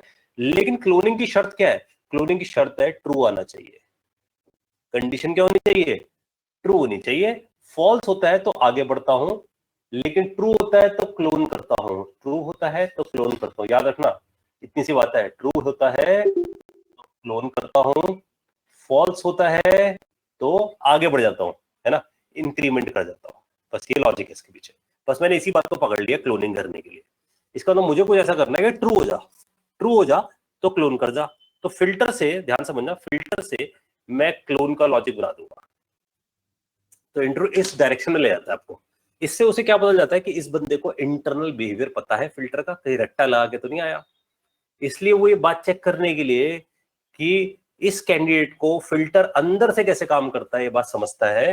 अंदर से काम करने का मतलब क्या है कि वो जाके चेक कर रहा है कि फिल्टर इंटरनली ट्रू करने पे क्या काम करता है, फॉल्स करने पे क्या काम करता है। ठीक है जी। अब हम क्या करते हैं, देखो हम यहां जाते हैं वापस और अब चाहते हैं कि भाई क्लोन हो जाए। तो ध्यान देना मैं क्या कर रहा हूं। मुझे समझ आ गया था कि करंट एलिमेंट इक्वल टू 10 होता है तो डेट इज ट्रू। तो क्यों ना ट्रू ही लिख दूं। अगर मैं इसके अंदर जाके क्या लिख दूं, ट्रू ही लिख दूं और लेंथ हटा दूं। फिलहाल अभी तो क्लोनिंग करनी है ना, और क्लोनिंग करके किसके अंदर डाल दूंगा, क्योंकि ये जनरेट करेगा एक सब एरे। तो मैं लिख देता हूं तो सब एरे में चल जाएगा। अब अगर सब को प्रिंट कराओ तो देखो क्या आया, सब में क्या आया, एक नया एरे। अब सब के 0 पे जाकर मैं इसको कर देता हूं 999। तो ध्यान देना मैंने कर दिया इसे 999 और ARR कर दिया। तो ARR में देखो, अगर आप ARR में जाके देखते हो तो यहां पर तो हमारे पास आ गया 10,000 जो कि क्लोन वर्जन है, तो उसमें चेंज नहीं हो रहा, लेकिन सब में चेंज हो रहा है। तो अगर हम सब को देखते हैं तो सब में 999 आ गया है। हाँ जी, ये सबको बात समझ आई। तो डिफरेंशिएशन क्या समझ आया हमें कि भाई फिल्टर के through you can do the cloning of an array. ठीक है। अब सर्चिंग करने के तुम्हारे पास कितने तरीके आ गए हैं। सर्च करने के मैंने 3 तरीके सिखा दिए। फाइंड यूज कर लो, फाइंड इंडेक्स यूज कर लो और फिल्टर यूज कर लो। और फिल्टर से ही क्या सिखा दिया तुम्हें, क्लोन करने का फंडा भी। ठीक है। तो इनडायरेक्टली तुम्हें बदल गया कि क्लोन करने के लिए तुम्हारे पास 2 तरीके हैं, या तो फिल्टर लगा देना या फिर क्या यूज कर लेना, ट्रिपल डॉट। ट्रिपल डॉट को हमने क्या नाम दिया, स्प्रेड, जो कहां से आया, ES6 से आया। रिमूव करने के बहुत सारे तरीके सीख लिए, स्प्लाइस से सीख गया रिमूव, लेंथ से भी सीख लिया रिमूव करना, और पॉप से भी सीख लिया रिमूव करना। ठीक है जी। ऐड करने का भी एक ही तरीका अपने पास, पुश, जिससे हमने ऐड कर दिया। हाँ जी, आगे बढ़ जाए। सब 4th पॉइंट पे आते हैं। सर यहाँ तक सबको क्लियर है? ट्रू फॉल्स वाला, कौन सा वाला? ट्रू फॉल्स वाला फंडा फिल्टर का, वो एक बार दोबारा बता दो प्लीज। देखिए इसमें कुछ भी नहीं करना था। जब भी हम ट्रू फॉल्स कर रहे हैं, वो सिर्फ ये बोलता है कि जब भी हम फिल्टर लगाते हैं, तो फिल्टर का काम क्या है, फिल्टर का काम है ये कंडीशन को चेक करना। वो कहता है अगर ये कंडीशन ट्रू है, जो कि 10 अगर 10 के बराबर है, तो कहता है इसको एक नए एरे में डालते जाओ। तो कहता है इसका मतलब मैं इस एरे में डालने का काम कब करता हूँ, जब कंडीशन ट्रू होती है। इसलिए मैंने वर्ड बोला ट्रू का मतलब क्लोनिंग, फॉल्स का मतलब क्या, सिर्फ इंक्रीमेंट। इसका मतलब जब ये वैल्यू 1 के बराबर होती है तो 1 10 के बराबर नहीं है, वो कहता है अगले पे चले जाओ, ठीक है ना। लेकिन जब भी ट्रू होगा तो क्या कर दो, उससे क्लोन कर दो नए एरे में। फिर 10 होगा तो इसका मतलब क्लोन प्लस इंक्रीमेंट दोनों काम कर रहा है बिहाइंड द सीन। फिर 10 होगा फिर क्लोन कर दो इसे। 100 होगा सिर्फ इंक्रीमेंट कर दो, फॉल्स है। 90 फॉल्स है इंक्रीमेंट, 6 फॉल्स है इंक्रीमेंट, 70 इंक्रीमेंट, 100 10 मिला तो 10 फिर क्लोन। समझ आई बात? ये लॉजिक था और मुझे समझ आ गया कि यार इसका मतलब लॉजिक ये है जब ट्रू होगा तभी तो क्लोन करेगा। तो मैंने इसी बात का फायदा उठाया, मैंने बोला ठीक है तो मुझे क्या करना चाहिए, अब मुझे यहाँ पर सीधा इस कंडीशन में जाकर क्या लिख देना चाहिए, ट्रू ही लिख देना चाहिए। इसका मतलब हमेशा हर चीज के लिए क्या कर दिया, ट्रू।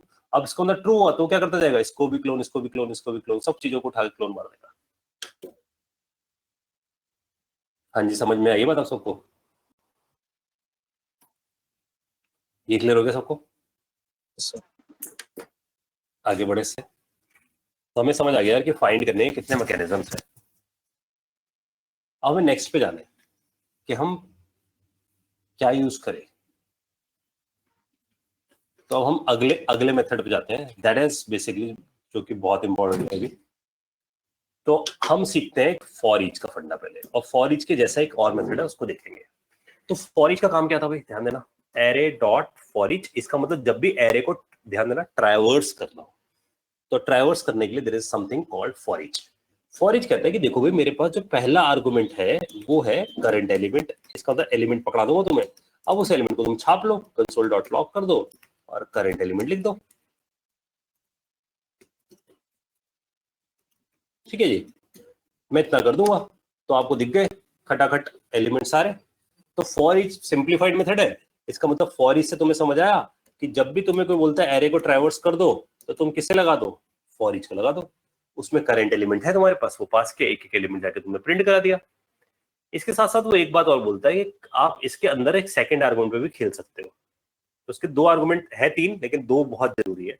दूसरा आर्गुमेंट होता है इंडेक्स, तो करंट इंडेक्स भी देता है तुम्हें।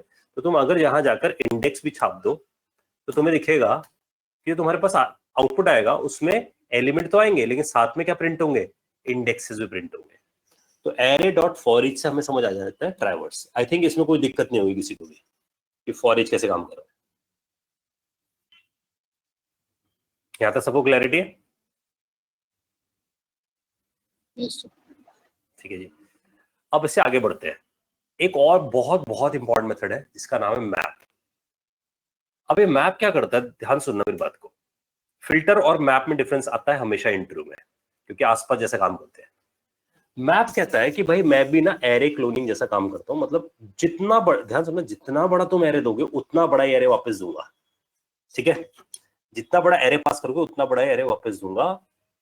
तो मैप का पर्पस ये है, तुमने इनपुट क्या किया, एरे, आउटपुट क्या आया, एरे। लेकिन फिल्टर भी तो ऐसे कर रहा है, इनपुट क्या करते हो, एरे, एरे तो देते तुम उसे, आउटपुट क्या आता है बताना, आउटपुट आता है सब एरे, ना कि एरे। ये वर्ड है सब एरे। तो हम कंडीशन पलट के ले आते हैं, ट्रू लगाकर हम पूरा एरे बना देते हैं, लेकिन इसका नेचर क्या है, सब एरे। लेकिन अब ये समझना, ये अगर 5 का एरे है तो ये हमेशा 5 ही देगा। यहाँ 5 का एरे है तो 5 भी आ सकता है, 4 भी आ सकता है, 3 भी आ सकता है, 2 भी आ सकता है, 1 भी आ सकता है, 0 भी आ सकता है। डिपेंड्स, किसके ऊपर डिपेंड्स, क्राइटेरिया के ऊपर। लेकिन यहाँ कोई क्राइटेरिया ऐसा काम नहीं करता है, कहता है 5 कह रहे तो 5 ही दूंगा बदले में वापस। तो मैप, नाम देना कितना अच्छा है ना इसका, मैप। तो ये क्या करता है, इसके नाम जैसे इसका काम है, जैसे फिल्टर का काम उसके नाम जैसा ही है, क्योंकि फिल्टर कर रहा है। तो फिल्टर एक तरीके से चाय की छन्नी जैसा काम कर रहा है, छान के दे रहा है डेटा कि 5 का डेटा दूंगा, 4 का दूंगा, 3 का दूंगा, 2 का दूंगा, किसके ऊपर बेस्ड, क्राइटेरिया के ऊपर। मैप मैपिंग करने का काम कर रहा है। देखो मैपिंग का मतलब क्या है, देखो जरा, तो बहुत इंपॉर्टेंट है भी। तो मैप क्या करता है, मैप कहता है आप यहां जाओ, यहां जाकर आपको भी क्या मिलेगा, करंट एलिमेंट मिलेगा। ये मैंने करंट एलिमेंट डाल दिया, ये मुझे करंट एलिमेंट मिला। अब क्या करूं यार, आप, मैं सपोज ये बोलता हूं कि जो मेरे पास एरे है, तो एरे मेरे पास दिख रहा था, देखो ये जो एरे था मेरे पास जो दिख रहा था, सपोज मैंने बोला यार ये एरे नहीं, ये तो प्राइस है। ध्यान समझना, क्या प्राइस है। और आई वांट कि इन प्राइजेस को तुम विद टैक्सेशन के साथ दिखाओ। विद कैसे दिखाओ? टैक्सेशन के साथ। तो ये नॉर्मल प्राइस है लेकिन इसमें टैक्सेशन नहीं लगी हुई। तो मैंने बोला ठीक है भाई, ऐसा करने के लिए मैं क्या करता हूँ, करंट एलिमेंट उठाता हूँ और उस करंट एलिमेंट पे प्लस कर देता हूँ करंट एलिमेंट इनटू मान लो 10% टैक्सेशन। ध्यान देना मैंने क्या किया, उसके ऊपर 10% टैक्स लगा दिया सीधे सीधा। तो करंट एलिमेंट आएगा, उसमें प्लस होगा, करंट एलिमेंट इनटू 0.10 होगा। लेकिन ऐसे बदले में देखो तुम्हें क्या दिया, बदले में उतना ही बड़े एरे दिया। अब अगर तुम एरे को देखो, ये वाला एरे ओरिजिनल को नहीं इसने डिस्टर्ब किया, इसने एक नया एरे निकाल के दिया। लेकिन उस नए एरे में क्या है, जो वैल्यू थी करंट उसमें 10% टैक्स लग के था। तो इसका फायदा सोचो इन रियलिटी क्या है। इसका फायदा ये है, ध्यान से समझना मेरी बात को, जब भी तुम किसी फ्लिपकार्ट जैसी वेबसाइट पे जाते हो, ठीक है, इस पे कुछ कुछ बातों पे फोकस करना बहुत ध्यान से और सोचने की कोशिश करना ये कैसे होता होगा। ये देखो रुपीज है 14,999। सोचो जरा, ये असल में इसका डेटा टाइप क्या रहा होगा पीछे, अगर हम सोचें तो इसका डेटा टाइप क्या रहा होगा, कुछ सोच के बता पाए? नंबर नंबर नहीं, स्ट्रिंग स्ट्रिंग स्ट्रिंग। स्ट्रिंग लगा सर। क्यों स्ट्रिंग? प्लीज लगाओ ना। रुपी लगा हुआ है, कॉमा लगा हुआ कॉमा भी है। है ना, समझो ना, रुपी लगा हुआ है, कॉमा भी लगा हुआ है, इसका मतलब स्ट्रिंग है। अब गड़बड़ शुरू हो गई, तुमने बोला स्ट्रिंग, चलो जी मान ली मेरी बात, स्ट्रिंग है, लेकिन मैंने बोला इसके ऊपर टैक्स भी लगा होगा और टैक्स लग के बना होगा, तो ये तो नंबर होना चाहिए था, क्योंकि स्ट्रिंग पे तो प्लस नहीं हो सकता, कॉन्कैट कर आ जाएगा। और आपको पता है उल्टी सीधी कैलकुलेशन करने की कोशिश करोगे नैन आ जाएगा, पढ़ा था ना हम लोगों ने। तो ये लोग क्या करते हैं, देखो डेवलपर कैसे खेलता है। डेवलपर कहता है मैं ना असली में जो एरे रखता हूँ पीछे प्राइजेस का, मतलब प्राइजेस का एरे, तो कहता है मैं इसको न्यूमेरिक रखता हूँ, नंबर ही रखता हूँ। तो उसका मतलब जितनी कैलकुलेशन करता हूँ नंबर पे करता हूँ, लेकिन जब तुम्हें आउटपुट दिखाता हूँ ना तो उसे स्ट्रिंग में कन्वर्ट कर देता हूँ। तो मैं इसके लिए मैप यूज करता हूँ। तो मैप को बोलता हूँ कि भाई सारे प्राइस के एरे को उठा, मैप करके ऐसा बना दे, ध्यान से बना, ऐसा बना दे, ठीक है। तो इस बात को समझने के लिए देखो जरा, मैं सेम इल्यूजन देता हूँ आप लोगों को यहाँ पर, सेम चीज का ध्यान देना। मैं बोलता हूँ ये रहे मेरे ओरिजिनल प्राइजेस, लेकिन किसी को ऐसा प्राइस दिखाओगे समझ नहीं आएगा बंदे को। जैसे ये वैल्यू कितनी है बताना यार, ये वैल्यू कितनी है, इस वैल्यू का अमाउंट 1 लाख है ना। थोड़ा टाइम लगता है इसे पढ़ने में, ध्यान से देखो तो, लेकिन अगर ये ऐसे लिखी होती जल्दी पड़ जाती, राइट, जल्दी बढ़ जाती। इसका मतलब इसमें और इसमें क्या फर्क है, क्या बोले, ये फॉर्मेटेड है, ये रॉ है। लेकिन प्रोग्रामर के लिए रॉ काम की होती है, एंड यूजर के लिए, ध्यान सुनना, एंड यूजर के लिए फॉर्मेटेड काम की होती है। याद से याद रखना है बात। तो डेवलपर क्या करता है, वो कहता है मैं अपनी रॉ वैल्यू को फॉर्मेटेड करके सामने वाले को दिखाऊंगा ताकि वो देख सके। तो इसका मतलब हम समझते हैं कि इस एरे में प्राइजेस थे, अब मुझे निकालने वेर फॉर्मेटेड प्राइजेस। क्या निकालने? Formatted prices. फॉर्मेटेड प्राइजेस निकालने के लिए मैं करता हूँ, मैं बोलता हूँ एरे डॉट मैप, ध्यान सुनना, एरे डॉट मैप, उसमें बोलता हूँ करंट एलिमेंट आ जाए, आगे जी करंट एलिमेंट। अब करंट एलिमेंट पे देखो क्या खेल खेलता हूँ, या बोलता हूँ रुपीस, ठीक है।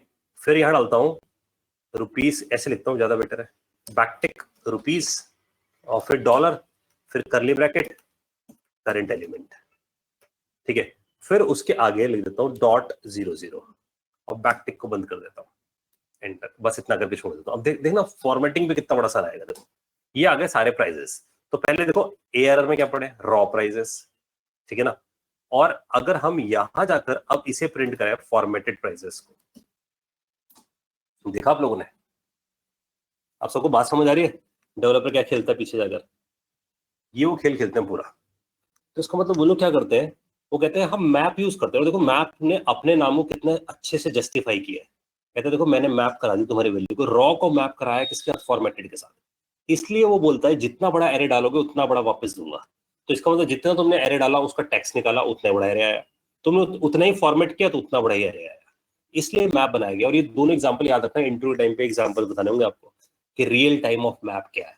और जितनी चीजें मैं आपको बता रहा हूँ ना, आपके फ्रेंड सर्कल में जितने लोग जावास्क्रिप्ट पढ़ रहे हो उनसे पता करना, आपको समझ आ जाएगा क्या डिस्टिंग्विश है आप लोगों के अंदर। जब उनसे बात करोगे तो आपको समझ आएगा कि बंदों को मैप पता होगा, फिल्टर पता होगा, आपको यूज क्या करेगा क्या इसका, समझ रहे? तो आपको यूज पता है, इसका रियल टाइम फिटमेंट पता है, कहाँ यूज होने वाला है। बोलो जी। तो सर इसका मतलब ये हुआ कि ये एक साथ सब पे इफेक्ट करता है।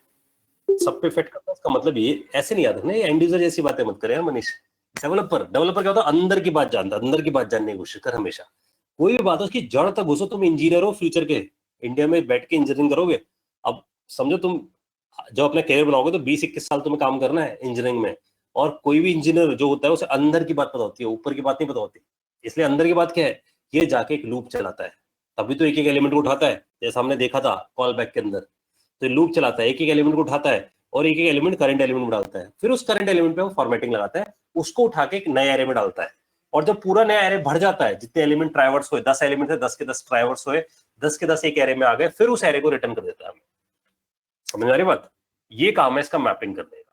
तो इसका मतलब इससे कुछ भी करवा सकते हैं हम, यही जरूरी नहीं कि हमने फॉर्मेटिंग कराई। जैसे मैंने यहाँ जाके बोला, देखो मैंने यहाँ जाके बोला एरे डॉट मैप, ध्यान दो, मैंने बोला 50% डिस्काउंट हो चुका है सब चीजों के ऊपर, और मुझे ऐसा करके दिखाना है। तो मैं यहाँ पर क्या करूंगा, करंट एलिमेंट उठाऊंगा और हर चीज में 50% फ्लैट डिस्काउंट। क्या करना है मुझे उठाना है करंट एलिमेंट, ये मैंने उठाया करंट एलिमेंट और यहाँ बोल दिया हाफ, ठीक है, हाफ ऑफ द प्राइस कर दिया, और यहाँ डाल दिया डिस्काउंट वाले प्राइसेस, यहाँ प्रिंट कर दिया डिस्काउंट। समझ आ रही बात आप लोगों को? तो मैं ऐसे सारे गेम खेल सकता हूँ, इसलिए इसका नाम है मैप। तो जब भी आपको कोई रिक्वायरमेंट ऐसे आएगी कि भाई जो तुम्हारे पास डेटाबेस में से प्राइसेस आ रहे हैं उसको 50% डिस्काउंट का प्रिंट कराओ, मैप, फॉर्मेटेड कराओ, मैप, टैक्सेशन निकाल के दो, मैप। समझ आ रही है? इसलिए वो मैपिंग कर रहा है उस डेटा को, तुम्हारा ओरिजिनल डेटा डिस्टर्ब नहीं कर रहा। और नई बात, मैप जो है वो कह रहा है मैं क्लोन बनाता हूँ एरे का। तो अगर अब आपसे इंटरव्यू पूछता है क्लोन बनाने के कितने तरीके, आप बोलो 3 तरीके हैं। ट्रिपल डॉट स्प्रेड पहला काम। दूसरा काम क्या है हमारे पास, हम यूज कर सकते हैं फिल्टर को। तीसरा काम किसको यूज कर सकते हैं, मैप को। देखो क्लोनिंग का काम देखते हैं, तो हम यहाँ देखते हैं पहले, ये रहा हमारा एरे जो छप रहा है, और इसका क्लोन बनाता हूँ एरे डॉट मैप, यहाँ लिखता हूँ करंट एलिमेंट, ध्यान देना,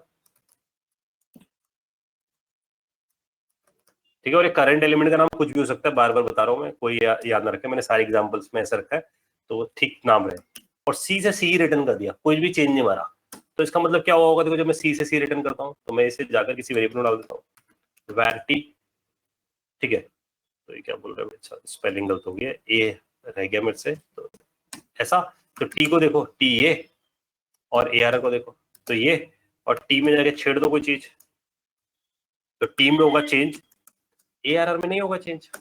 बन गया क्लोनिंग का तीसरा प्रोग्राम। तो एरे क्लोनिंग करने के अब 3 तरीके हुए आपके पास। तो हमने अपनी लिस्ट में एक मेथड और बढ़ा दिया, दैट इज मैप। और जब भी वर्ड आया मैप तो इसका मतलब क्या है कि ये क्या देगा, return the same size of array.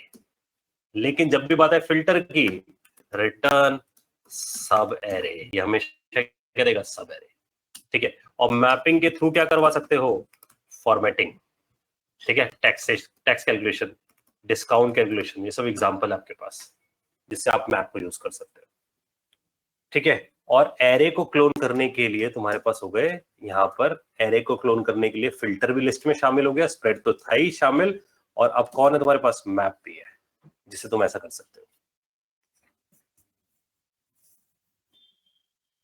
हाँ जी, सबको बात समझ आई? तो ये मैंने कुछ इंपॉर्टेंट फंक्शंस बताया, अभी कुछ और बचे हमारी लिस्ट में, कुछ और फंक्शंस भी है, वो हम देखेंगे नेक्स्ट क्लास के अंदर। पहले आप इन सबको डाइजेस्ट करके आओ, ये मतलब बाय हार्ट याद कर लो इसे, क्योंकि इसके बाद जो मैं एप्लीकेशन कराऊंगा उसमें सारे फंक्शन यूज होंगे। बहुत मुश्किल एप्लीकेशन जाने वाली है, इसलिए पहले ही दिमाग में सेट कर रहा हूँ। जितना कुछ पड़ा सब मिला दूंगा एक एप्लीकेशन, वो मेरी बेंचमार्क एप्लीकेशन है। जिस भी बच्चे ने वो एप्लीकेशन बना ली तो समझो जावास्क्रिप्ट का इंटरव्यू क्रैक करेगा, क्योंकि सारे फंडामेंटल जितने होंगे सब घुसा दूंगा इस एप्लीकेशन के अंदर, ठीक है। इसलिए इसको बहुत अच्छे से प्रैक्टिस करके आना। ये 5 चीजें बिल्कुल टिप्स पे याद रहनी चाहिए आप लोगों के, जितने फंक्शंस हम लोगों ने पढ़े। एरो फंक्शन तो एकदम अच्छे से याद रहे हमेशा, क्योंकि अब सिर्फ एरो ही एरो चलेगा, कॉल बैक भूलना ही नहीं है किसी भी कीमत पे, समझ रहे हो। मतलब जावास्क्रिप्ट वाले के लिए कॉल बैक तो ऐसा वर्ड है कि उसे पता है ये चीज की है क्या, ठीक है जी। यहाँ तक बात समझ आ गई? ये कोड में शेयर कर रहा हूँ आपको गिट पे। कोई डाउट इससे पहले? सर एक प्रोटोटाइप बता दो एक बार। प्रोटोटाइप का सिर्फ अभी के लिए इतना पर्पस है कि ढांचा ये समझ भाई, जैसे तू और मैं ऑब्जेक्ट्स है, ठीक है। अब हम दोनों ऑब्जेक्ट्स है, तो हमारी जो प्रोटोटाइप है उस प्रोटोटाइप में लिखा गया कि हम दोनों लोगों के भाई 2 हाथ 2 पाँव 1 सर 1 नाक 2 आंख होगी, दैट इज कॉल्ड प्रोटोटाइप, ढांचा। समझ आ रही बात? इसका मतलब हम सारे ऑब्जेक्ट्स किसमें से निकलते हैं? अपनी प्रोटोटाइप में से। तो इस प्रोटोटाइप को बोलते हैं क्लास, यानी कि स्केलेटन। समझ में आ रही बात? तो एरे का अपना एक स्केलेटन है, इसका मतलब जितने भी एरे निकलते हैं उसी की प्रोटोटाइप में से निकलते हैं। इसका मतलब दुनिया कोई भी एरे बनाओ, चाहे स्ट्रिंग का बनाओ, चाहे न्यूमेरिक का बनाओ, चाहे ऑब्जेक्ट का बनाओ, सबके पास फाइंड होगा, सबके पास फाइंड इंडेक्स होगा, सबके पास फिल्टर होगा। समझ में आई बात है? क्लियर बात कि प्रोटोटाइप क्या काम कर रहा है? तो एक सर बेसिक ढांचा बना के। Double equals to triple equal to में क्या फर्क है? देखो ये बताया था शायद मैंने, तो डबल इक्वल टू और ट्रिपल इक्वल टू में फर्क है कि जब आप डबल इक्वल टू यूज करते हो तो वो सिर्फ वैल्यू कंपैरिजन करके आता है, वो टाइप कंपैरिजन नहीं करता है। जैसे 10 इक्वल टू डबल कोट्स में 10, तो 10 और 10 की वैल्यू कंपेयर करेगा, टाइप नहीं चेक करेगा। तो ये लूज टाइप है, समझ आई? लूज टाइप है। अगर आप ऐसा करते हो ऐसा, तो ये स्ट्रिक्ट टाइप है। इस केस में क्या कर रहा है? देखो इस वाले केस में सिर्फ वैल्यू को वैल्यू से कंपेयर कर दिया, इसलिए मैं बोल रहा हूँ लूज कंपैरिजन करने के लिए बनाया गया है। लेकिन ये स्ट्रिक्ट कंपैरिजन है, क्योंकि जाके सबसे पहले चेक करता है क्या इन दोनों का टाइप, डेटा टाइप सेम है या नहीं। तो ये न्यूमेरिक है, ये स्ट्रिंग है, तो यही फॉल्स बोल देता है, वैल्यू कंपेयर नहीं करता पहले। तो इसलिए आपको याद क्या रखना है? ट्रिपल इक्वल टू फर्स्ट क्या चेक करके आता है? टाइप। देन सेकंड क्या चेक करता है? वैल्यू। लेकिन जब भी हम डबल इक्वल टू की बात करते हैं तो ये सिर्फ क्या कंपेयर करके आता है? वैल्यू, टाइप चेक नहीं करता, इसलिए हम इसे बोले लूज। ठीक है जी, क्लियर है बात? और कोई डाउट गाइस? सर फिल्टर और मैप में बेसिकली तीन ही डिफरेंस है, एरे सब एरे वाला और हमारा ये वो क्या कहते हैं फॉर्मेटेड वाला, जिसके अंदर हमारे मतलब उसके अंदर कम सब एरे आता है और पूरा एरे आता है। लेकिन ये बात है ना सच नहीं पूरी तरीके से, अगर तू ध्यान से समझे तो, क्योंकि मैं फिल्टर से भी मैप वाला काम करवा कर आ सकता हूँ, जो कंडीशन तो ट्रू रखनी है मुझे। हाँ वो अगर कंडीशन ट्रू रख दो तो करवा कर आ जाऊंगा ना। हाँ ट्रू करके तो राइट। इंटरनेट बहुत घुमाएगा बहुत चीजों में ना, वो सीधी बात रखेगा नहीं कभी तुम्हारे सामने। इसलिए अभी मैं तुम लोगों को ऐसे कुछ क्वेश्चंस कराऊंगा जो इंटरव्यू पूछे जाने वाले हैं। तो समझ लो कोर्स के साथ साथ इंटरव्यू प्रिपरेशन चलती जा रही है। जो बात बता रहा हूँ उसे इसलिए नोट रखते हैं ना।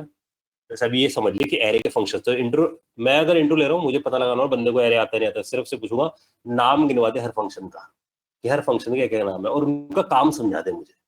इससे मेरे को समझ आ जाएगा कि नाम भी पता है उसे और उसका काम भी पता है, तो उस बंदे को पता है एटलीस्ट एरे के बारे में क्या है। समझना ये बेंच मार्क है, ये सब चीजें पूछी जानी है इंटरव्यू में।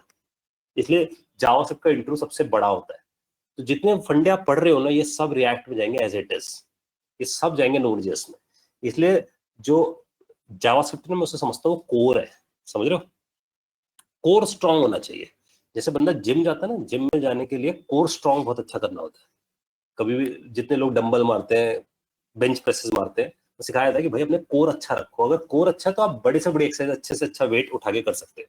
सेम यहाँ है, आगे नोड सीखना है या रिएक्ट सीखना है, सब बड़ी बड़ी चीज हो गई, यानी समझ एक तरीके वेट लिफ्टिंग है। लेकिन कोर ही अच्छा नहीं है तो सब बेकार है। इसलिए कोर है हर चीज का, इसलिए इस पर बहुत दिमाग लगाना है। इसलिए इंटरव्यू भी क्या ध्यान देगा? कोर पे ध्यान देगा कि कोर स्ट्रॉन्ग है तो सब सही है। ठीक है जी, क्लियर है बात आप लोगों को?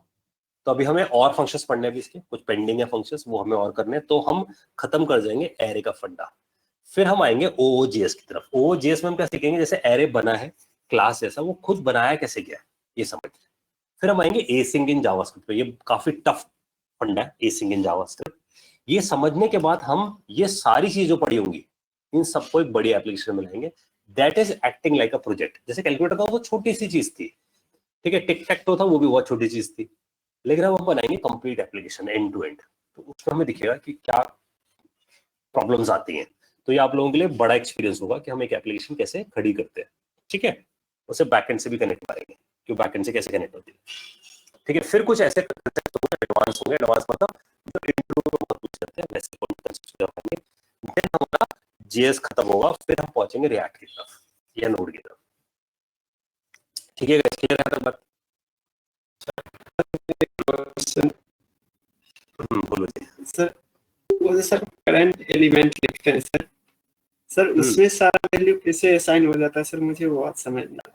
बेटा कहाँ था जो मैंने फाइंड बताया था? फाइंड में भूल गया, फाइंड में तो पूरी कहानी बता दी मैंने। ये फोकस का दिक्कत है, फोकस बढ़ाओ क्लास में। ये देख मैं अभी भी करा के बैठा हूँ, अभी थोड़ी देर पहले भी। ये तो गजनी वाली बात कर दी तूने, आमिर खान भूल जाता था थोड़ी देर में। ये देख, ये वाला जो फाइंड था इसमें क्या किया था हमने? ये बात समझी थी कि मैंने फाइंड अपना खुद का लिख के समझाया कि फाइंड के अंदर अगर तुम अपना फंक्शन पास कर दो तो ये तुमने फंक्शन पास किया ना पूरा पूरा, ये फंक्शन किसके अंदर चला गया भाई, FN के अंदर। अब ये क्या कर रहा है, लूप कर रहा है 10 20 30 40 50 की। जब वैल्यू चल रही है तो हम किसको पास कर रहे हैं, FN। FN का मतलब क्या है, ये पूरा फंक्शन। ये बात समझ आई भाई मनीष, ये पूरा पूरा क्या है, ये फंक्शन है। ये फंक्शन किसके अंदर है बता, FN के अंदर जी। अब मैं FN में क्या पास कर रहा हूँ भाई, एरोफाई। एरोफाई में क्या पड़ा, 10। तो 10 किसके अंदर जाएगा, फंक्शन के अंदर। फंक्शन के अंदर क्या पड़ा है, रिसीव करने के लिए करंट एलिमेंट। तो ऐसे करके एक एक एलिमेंट आ रहा है। तो ये मैंने अंदर का कोड समझाया है कि वो भी लोग क्या करके बैठे हैं, अंदर एक लूप चला के बैठे हैं। जो तुम फंक्शन बना के पास करते हो वो पास हो जाता है और उसे कॉल लगाते हैं एक एक करके। तो जैसे हमारा लूप पे कॉल हो रहा है, ऐसी वो लोग करके बैठे हैं। और करंट एलिमेंट में क्या आ रहा है, एरे की ith वैल्यू। समझ में आ रही है बात मनीष, ये जी, इंटरनल जी। कोड है, समझ में। यही तो बात मैंने समझाई थी बहुत देर पहले। सर समझ आ रही एक बात? डाउट आ रहा है, जो आपने फंक्शन लिखा ना हम्म, कि रिटर्न आपने नहीं लिखा है और इसमें लिखा हुआ कंसोल डॉट लॉग, ठीक है, रिटर्न कर दे यार, क्या दिक्कत है, चेक तो ये कर रिटर्न रिटर्न तो कर दे। करेगा ही नहीं, तो ये स्टेटमेंट भी देखता है कि रिटर्न है कि नहीं। हाँ, वो इसका मतलब सिग्नेचर के ऊपर है ना। जिस बंदे ने फाइंड बताया बनाया होगा वो प्रिंटिंग के लिए बनाया है या रिटर्न करने के लिए बनाया है, it's all up to us. जैसे अभी जो फिल्टर हमने सीखा है ना, अभी अभी हम सीखेंगे अपना खुद का फिल्टर कैसे बनाते हैं। तो पूरी अंदर की कहानी समझ आ जाएगी, अच्छा ये ऐसे बना हुआ है। और कोई बहुत बड़ी खास कहानी नहीं है, ये हम C++ से पढ़ कर आए हैं। हमने फाइंड कभी ना कभी लीनियर सर्च बनाई है कभी ना कभी, या सॉर्ट हमने कभी ना कभी बबल सॉर्ट या सिलेक्शन सॉर्ट लिखी है। वही सॉर्ट अंदर लिख के बैठा हुआ है पूरी तरीके से। बस इसने सब कुछ छुपा दिया किसके थ्रू, फंक्शंस के थ्रू, ताकि हमारा डेवलपमेंट फास्ट हो। समझ में आ रही बात? तो यहां मैं जो फंक्शन एरे आई ऑफ निकाल रहा हूं, यहां से जो रिटर्न लूंगा उस रिटर्न पे खेल जाऊंगा। ठीक है सर बोलो जी। सर जैसे कुछ मैंने जावास्क्रिप्ट के कोड देखे थे ऑनलाइन, तो उसमें ना सबसे पहली लाइन लिखी होती है यूज स्ट्रिक्ट करके, तो उसका क्या मतलब होता है? तो यार ये समझ ले कि यूज स्ट्रिक्ट का जो फंडा होता है वो होता है कि मेरे को स्ट्रिक्ट मोड में कोड को चलाना है। ठीक है, स्ट्रिक्ट मोड का मतलब है कि जैसे कि डेवलपर्स ना कुछ कुछ गलतियां करते हैं। फिर निकल गया बाहर। अच्छा देखो, इसका फंडा क्या है, जब हम यूज स्ट्रिक्ट लिखते हैं तो यूज स्ट्रिक्ट का, क्यों मैंने अभी इसलिए नहीं बताया क्योंकि हमने अभी कुछ ऐसे फंक्शंस पढ़ने हैं जो अपने आप कॉल हो जाए करे, वहां पर यूज स्ट्रिक्ट आता है। लेकिन अभी इसने पूछा तो मैं बता रहा हूँ। तो हम ऐसा लिखते हैं यूज स्ट्रिक्ट। ठीक है, ये आगे काम आएगा, ये आएगा काम यहाँ जहां अपना कोड लिखते हैं। ठीक है, तो यहां जाकर यहां मैंने लिख दिया यूज स्ट्रिक्ट। अगर मैं यूज स्ट्रिक्ट लिखता हूं तो क्या करता है, ये जाकर चेक करता है कुछ ऐसी कमियां। तो यूज स्ट्रिक्ट का मतलब हमारे लिए कि भाई यहाँ पर कुछ स्टैंडर्डाइजेशंस दी गई है। जैसे कि कोई डेवलपर जाकर अपना एक वेरिएबल बनाता है, ऐसे ऐसे बना दिया उसने वेरिएबल। अब ये वेरिएबल ग्लोबल बन गया सीधा, विदाउट वेयर बना दिया। तो मैं ऐसी चीजों को स्ट्रिक्ट करना चाहता हूँ कि भाई ऐसा नहीं करना चाहिए डेवलपर को। तो मैं क्या लगाया था, यूज स्ट्रिक्ट लगाया था अपनी जेएस में। अगर मैं यूज स्ट्रिक्ट लगा दूंगा तो क्या करेगा, अगर मैंने कोई वेरिएबल विदाउट वेयर कीवर्ड के बनाया है तो एरर मार देगा। तो यूज स्ट्रिक्ट के अपने नॉर्म्स है, अपनी गाइडलाइंस है। तो क्या करता है, क्योंकि जावास्क्रिप्ट का बाय डिफॉल्ट नेचर है लूज, तो लूज वे में चलती है। यूज स्ट्रिक्ट लगा के मुझे स्ट्रिक्ट वे में चलाना शुरू कर दिया। तो स्ट्रिक्ट की कुछ गाइडलाइंस है, वो कहते हैं मैं इन सारी गाइडलाइंस को फॉलो करना शुरू करता हूँ। तो ये जो फंडा है यूज स्ट्रिक्ट, जब भी आप किसी प्रोजेक्ट को बनाओ या तो डे 1 पे से लगा दो या कभी मत लगाना। तो सोचो आपने आज सीख लिया यूज स्ट्रिक्ट, आप किसी के प्रोजेक्ट में गए इंटर्नशिप करने के लिए, वहां जाके हर फाइल में यूज स्ट्रिक्ट लगा दिया, तो उनका चलता हुआ कोड बंद हो जाएगा, क्योंकि उन्होंने बाय डिफॉल्ट डे 1 से कैसा काम किया है, लूज। तो इसका मतलब कंपनी या तो यूज स्ट्रिक्ट लगाती है डे 1 से या नहीं लगाती, ताकि स्ट्रिक्ट चेकिंग शुरू हो जाए। समझ आ रही बात? इसलिए फंडा है यूज स्ट्रिक्ट लगाने का। ये बात समझ आई है साहिल, किस लिए बनाया यूज स्ट्रिक्ट? Yes. तो सर इसमें जैसे आपने यूज स्ट्रिक्ट लगाया तो इसने डॉक्यूमेंट और कंसोल के नीचे वो जो अंडरलाइन सा कर दिया, मतलब वो क्यों करा? जैसे एक बार बोल यार वो हाईलाइट कर रहा है, वो कह रहा है विंडो डॉट लगा के करो या डॉक्यूमेंट डॉट करो। तो उसके नॉर्म्स गाइडलाइंस, उन गाइडलाइंस को हमें फॉलो कराना शुरू करते हैं। मतलब स्ट्रिक्ट लगा के हमें बिल्कुल प्रॉपर रूल्स फॉलो करने पड़ते हैं कोडिंग में। हाँ, लेकिन मैं इससे बेटर चीज बताता हूँ। इससे भी एक बहुत बेटर चीज है जो मैं ज्यादा रेफर करता हूँ। मतलब लोग इतना फॉलो नहीं करते इसको ना, क्योंकि जावास्क्रिप्ट बनाई हुई चीज है, ठीक ठाक है, सो है। मतलब इससे बेटर चीज है ESLint। आप इसे यूज करो, तो ESLint यूज करो। लिंट बहुत बड़ी चीज है। कि लिंटर को अगर आप यूज करोगे तो लिंटर एक कोड एनालिसिस टूल है, समझ लो। कोड एनालिसिस टूल का मतलब क्या होता है, देखो लिंटर के पास इंडस्ट्री की बेस्ट प्रैक्टिसेस है, मतलब जो लोग बड़े बड़े दिग्गज बैठे हैं, फेसबुक, गूगल, इन सब लोगों ने अपने खुद के रूल्स बनाए हैं, कहते हैं कि भाई ये रूल्स है, ये फंडा है, ये फॉलो करना चाहिए कोडिंग के अंदर, तो आप लिंटर लगाओ। तो हम आगे चल के लिंटर लगा देंगे अपनी एप्लीकेशन में। लिंटर से और तुमने कोई गलत तरीके से कोड लिखा, जैसे कि फॉर के अंदर लेट लगाना होता है, तुमने वेर लगाया तो तुम्हें पता है फंक्शन वो होजिंग कर देगा वेरिएबल की, तो बैड है, वो बता देगा वहीं पे ये गलती है, तो वो स्टैंडर्ड फॉलो करवाएगा तुमसे कि यार जो इंडस्ट्री के स्टैंडर्ड है वो क्यों नहीं फॉलो करते। तुमने फंक्शन का नाम गलत लिखा तो फंक्शन के नाम में ABCD दे दिया, वेरिएबल के नाम में XYZ लिख दिया, तो बता देगा सब बेकार है, तो वो कहेगा ये अच्छे तरीके का आप कोड नहीं कर रहे हो, तो दैट इज कॉल्ड लिंटर। तो कंपनियां लिंटर लगा के ज्यादा बैठी होती है क्योंकि यूज के पास बहुत कम रूल्स है रेदर देन लिंटर के। तो हम यूज करेंगे आगे चल के ES लिंटर्स, उन्हें प्लग कर देंगे अपने एप्लीकेशन के साथ। और वो फायदा तब है जब बड़ी एप्लीकेशन बनाने लगो, तो जब तुम्हारी एप्लीकेशन हो जाए जिसमें 7-8 JS फाइलें बन जाए और उसमें कोड भी 1000-1100 लाइनों का लिखा हो, वहां लिंटर लगाओ तो तुम्हें पता लगेगा लिंटर का बेनिफिट क्या है, क्योंकि वो तुम्हें बताएगा कि तुम कोड का स्टैंडर्ड फॉलो नहीं कर रहे, इसलिए हम यूज करेंगे लिंटर्स, ठीक है। और यहाँ पढ़ोगे भी तो यहाँ दिख जाएगा तुम्हें कि ये असल में कोड एनालिसिस टूल है, पूरे कोड को एनालिसिस करके बताता है और उसके अंदर रूल्स लिखे गए हैं और वो कॉन्फ़िगरेबल है। कॉन्फ़िगरेबल मतलब तुम किसी रूल को बंद भी कर सकते हो, किसी को ऑन भी कर सकते हो, ठीक है गाइस, क्लियर है बातें? सर एक और चीज पूछनी थी, जैसे जो आपने वो कैलकुलेटर बनाने के लिए दिया था ना स्टैक से, तो उसमें मैंने बनाया, अब जैसे गूगल कैलकुलेटर में एक फंक्शनैलिटी होती है कि बैक स्पेस दबाऊं तो पीछे वाली वैल्यू उड़ जाती है, तो वो वाली मैं कैसे करूंगा उसमें, क्योंकि मैं अगर स्टैक में क्या करता हूँ कि मतलब जैसे मेरा कोई ऑपरेटर आता है मैं उसको कंप्यूट कर देता हूँ अपनी स्टैक में, लेकिन अब मैं उससे बैक स्पेस करूंगा तो तब तक तो मेरा नंबर और वो तो उड़ ही गया होगा स्टैक से, तो फिर वो कैसे करना पड़ेगा पीछे? हमें क्या करना पड़ेगा, हमें ना एक जगह हमारे पास एक्सप्रेशन होगा, ये स्ट्रिंग में एक्सप्रेशन है अपने पास, तो ऐसा समझ के चलो हमें एक जगह मेंटेन करना पड़ेगा पूरा एक्सप्रेशन, और उस एक्सप्रेशन को इवेल्युएट करना पड़ेगा बार बार स्टैक में जैसे कोई चेंजेस हो।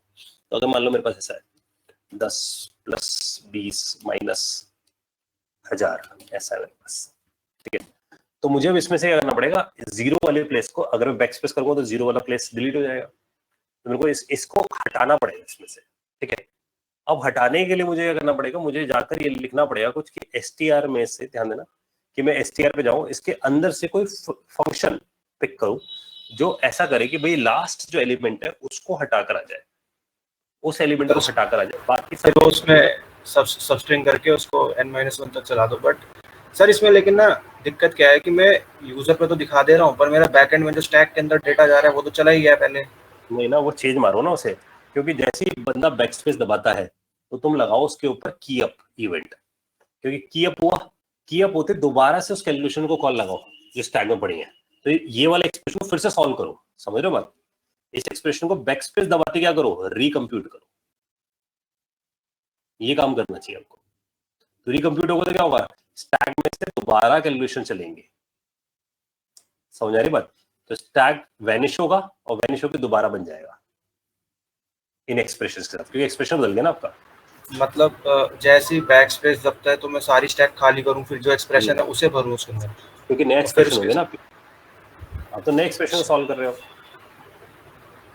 सर वैसे मैंने जो बनाया था ना उसमें बेसिकली क्या था कि जब कोई ऑपरेटर आता है ना तो वो उससे पहले का ऑपरेंड और वो डालता है उसके अंदर स्टैक के अंदर, और फिर वो प्रेसिडेंस का चेक करता है कि पहले हाई थी या लो थी उस हिसाब से।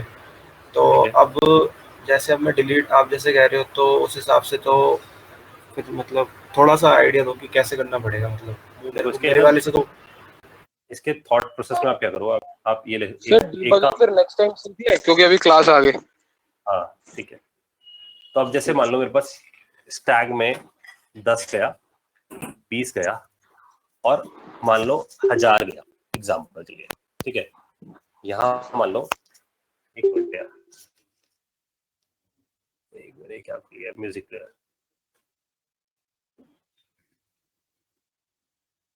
ठीक है।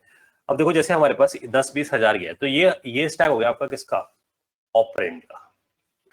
तो आप एक खेल तो ये खेल सकते हो कि जैसे आपने यहां से कुछ उड़ाया तो आपको पता है ना हमेशा टॉप वाले ही हटेगा, तो आप टॉप वाले को रिप्लेस कर दो ना, समझना आप हमेशा किसको रिप्लेस कर दो, टॉप वाले को। तो आपको ये वाला ऑपरेटर का स्टैग नहीं छेड़ना पड़ेगा, ठीक है। ये बात समझ आ रही साहिल? तो अगर मैंने इसमें से एक भी चीज डिलीट करी तो मैं ये बन जाएगा 100, तो मैं यहां जाकर इसे अपडेट करके आ जाऊं सिर्फ, तो यहां तो ये प्रॉब्लम सॉल्व हो जाएगी। अगर तो आपको कंडीशन लगानी पड़ेगी अगर ऑपरेंड में चेंज हुआ है तो। लेकिन अगर उसने जाकर बीच में से कुछ उड़ा दिया, यहां से यहां पर जाके बैकस्पेस मार के आ गया, यहां से जाके बैकस्पेस मार कर आ गया, तब आपको स्टैक रीबिल्ड करना पड़ेगा। स्टैक रीबिल्ड करने मतलब इसको पूरा हटाना पड़ेगा, इसको पूरा हटाना पड़ेगा, और फिर से वही लॉजिक जो आपने शुरू में चलाया हुआ स्टैक बिल्डिंग का, वही दोबारा से बिल्ड करके आओगे। ये क्लियर हुआ है ये वाला फंडा? सर ये मैंने ऐसा लिखा तो था, बट वो ना काम वैसे नहीं कर रहा है। मतलब फ्रंट एंड पे दिखाता है, ऑपरेटर वाला भी ढंग से काम करता है, पर ये जो ऑपरेंड वाला है ना, वो उसमें नया नंबर ही डालता रहता है, वो समझ नहीं आ रहा उसका कोड ही। तो लिखा तो है मैंने, लेकिन उसके लिए हम क्या करेंगे, ठीक है कोई बात नहीं, मैं इसका टेक्निक बताऊंगा अगली क्लास में। आते ही मैं आपको एक टेक्निक सिखाऊंगा डिबगिंग करने की, जिसमें हमें लाइन बाय लाइन सब कुछ दिखेगा कि क्या हो रहा है बिहाइंड द सीन। क्योंकि कोड कहाँ फंस रहा है, देखो आपने कोड तो लिख दिया, लेकिन आपका कोड वैसा बिहेव नहीं कर रहा है जैसा आप चाहते हो। अब उसका बिहेव समझने का तरीका क्या होगा, लाइन बाय लाइन अगर मैं ये प्रिंट करा लूं कि एक्स नाम के वेरिएबल में क्या गया है, स्टैक में शुरू में क्या गया है, अगर मैं हर चीज को छाप के देख लूं, छापने का मतलब मैं कंसोल डॉट लॉग ना लगाऊं, रन टाइम पे देख पाऊं उसे कि उस वक्त क्या हो रहा है, तो उसके लिए हम एक प्रोसेस पढ़ेंगे डिबगिंग। डिबगिंग ढंग से सीखने से फायदा होगा, 99% प्रॉब्लम सॉल्व हो जाती है, और 99% प्रॉब्लम सॉल्व होती है हमेशा। तो ये जो इशू आपके पास आ रहा है that is a debugging issue, क्योंकि अभी आप सिर्फ क्या कर रहे हो, कोड को डेवलप कर रहे हो, और ऑब्वियसली बात है जब भी कुछ चीज डेवलप होगी तो उसमें बग्स होंगे, और वो जो बग्स होंगे अगर वो लॉजिकल होंगे तो उसे निकालने का सिर्फ एक ही टेक्निक होती है, डिबगिंग। तो हम सीखेंगे अभी इसकी डिबगिंग टेक्निक, कैसे हम कोड को डिबग करके आ सकते हैं। तो आप अपना कोड जो है वो अगली क्लास में मुझे शेयर करना, मैं उसे डिबग करके सॉल्व करा दूंगा। क्लियर? ठीक है गाइस, चलो मैं इसे वाइंड अप कर रहा हूँ, मेरा अगला बैच भी स्टार्ट होने वाला है। सर एक चीज पूछनी है बस, आपने ना लास्ट टाइम मुझे इमेज के लिए बताया था कि ना base64 में कन्वर्ट कर लो, तो मैंने ना वो कर लिया, बट ना रिएक्ट में क्या हो रहा है कि वो base64 ना ऐसे डायरेक्ट SRC में नहीं लेता, तो मैंने दूसरा वो चला के देखा है, वो ना कुछ ऐसा ले रहा है। मैं एक बार चैट में पेस्ट कर रही हूँ, ठीक है, आपने देखा? तो इसमें हाँ चैट में ये क्या आ रहा है, क्वेश्चन मार्क? क्या सर? मेरे को क्वेश्चन मार्क आ रहा है इस पे तो चैट पे ना। अच्छा क्वेश्चन मार्क सर, बेसिकली वो क्या है? अब आया? एक मिनट, नहीं। अच्छा सर, तो ना वो SRC में क्या है, वो डेटा स्पेसिफाई कर रहा है, इमेज एंड /png, फिर कोलन्स base64 कोलन कॉमा, फिर URL ले रहा है। तो उसमें डेटा इमेज /png स्पेसिफाई हो रहा है। अगर मेरा ये जैसे JPG हो, क्योंकि वो तो ये नहीं आना चाहिए ना, ये नहीं आना चाहिए। ये देखो base64 जो इमेज होती है ना उसमें ये सब नहीं लिखा होता, और base64 है SRC में लगता है, समझना। सर वो नहीं ले रहा रिएक्ट। अच्छा एक मिनट रुको, मैंने वो इमेज हाँ जी सर ने ये वाली निकाली थी ना पिछली बार इमेज, ये base64 इमेज थी, हाँ, और उसमें शुरू होना चाहिए वो base64 से, जैसे आ रहा है ना डेटा इमेज, ऐसी आ रही है आपके पास। ये सर हमें रिएक्ट में लगाना पड़ रहा है, ये डेटा कोलन से इमेज /png तक, base64 तक, यहाँ तक मुझे स्पेसिफाई करना पड़ रहा है रिएक्ट में। अच्छा आप कह रहे हो ये उड़ाया था वो रिएक्ट? हाँ, जब मैंने ना npm का मॉड्यूल लगाया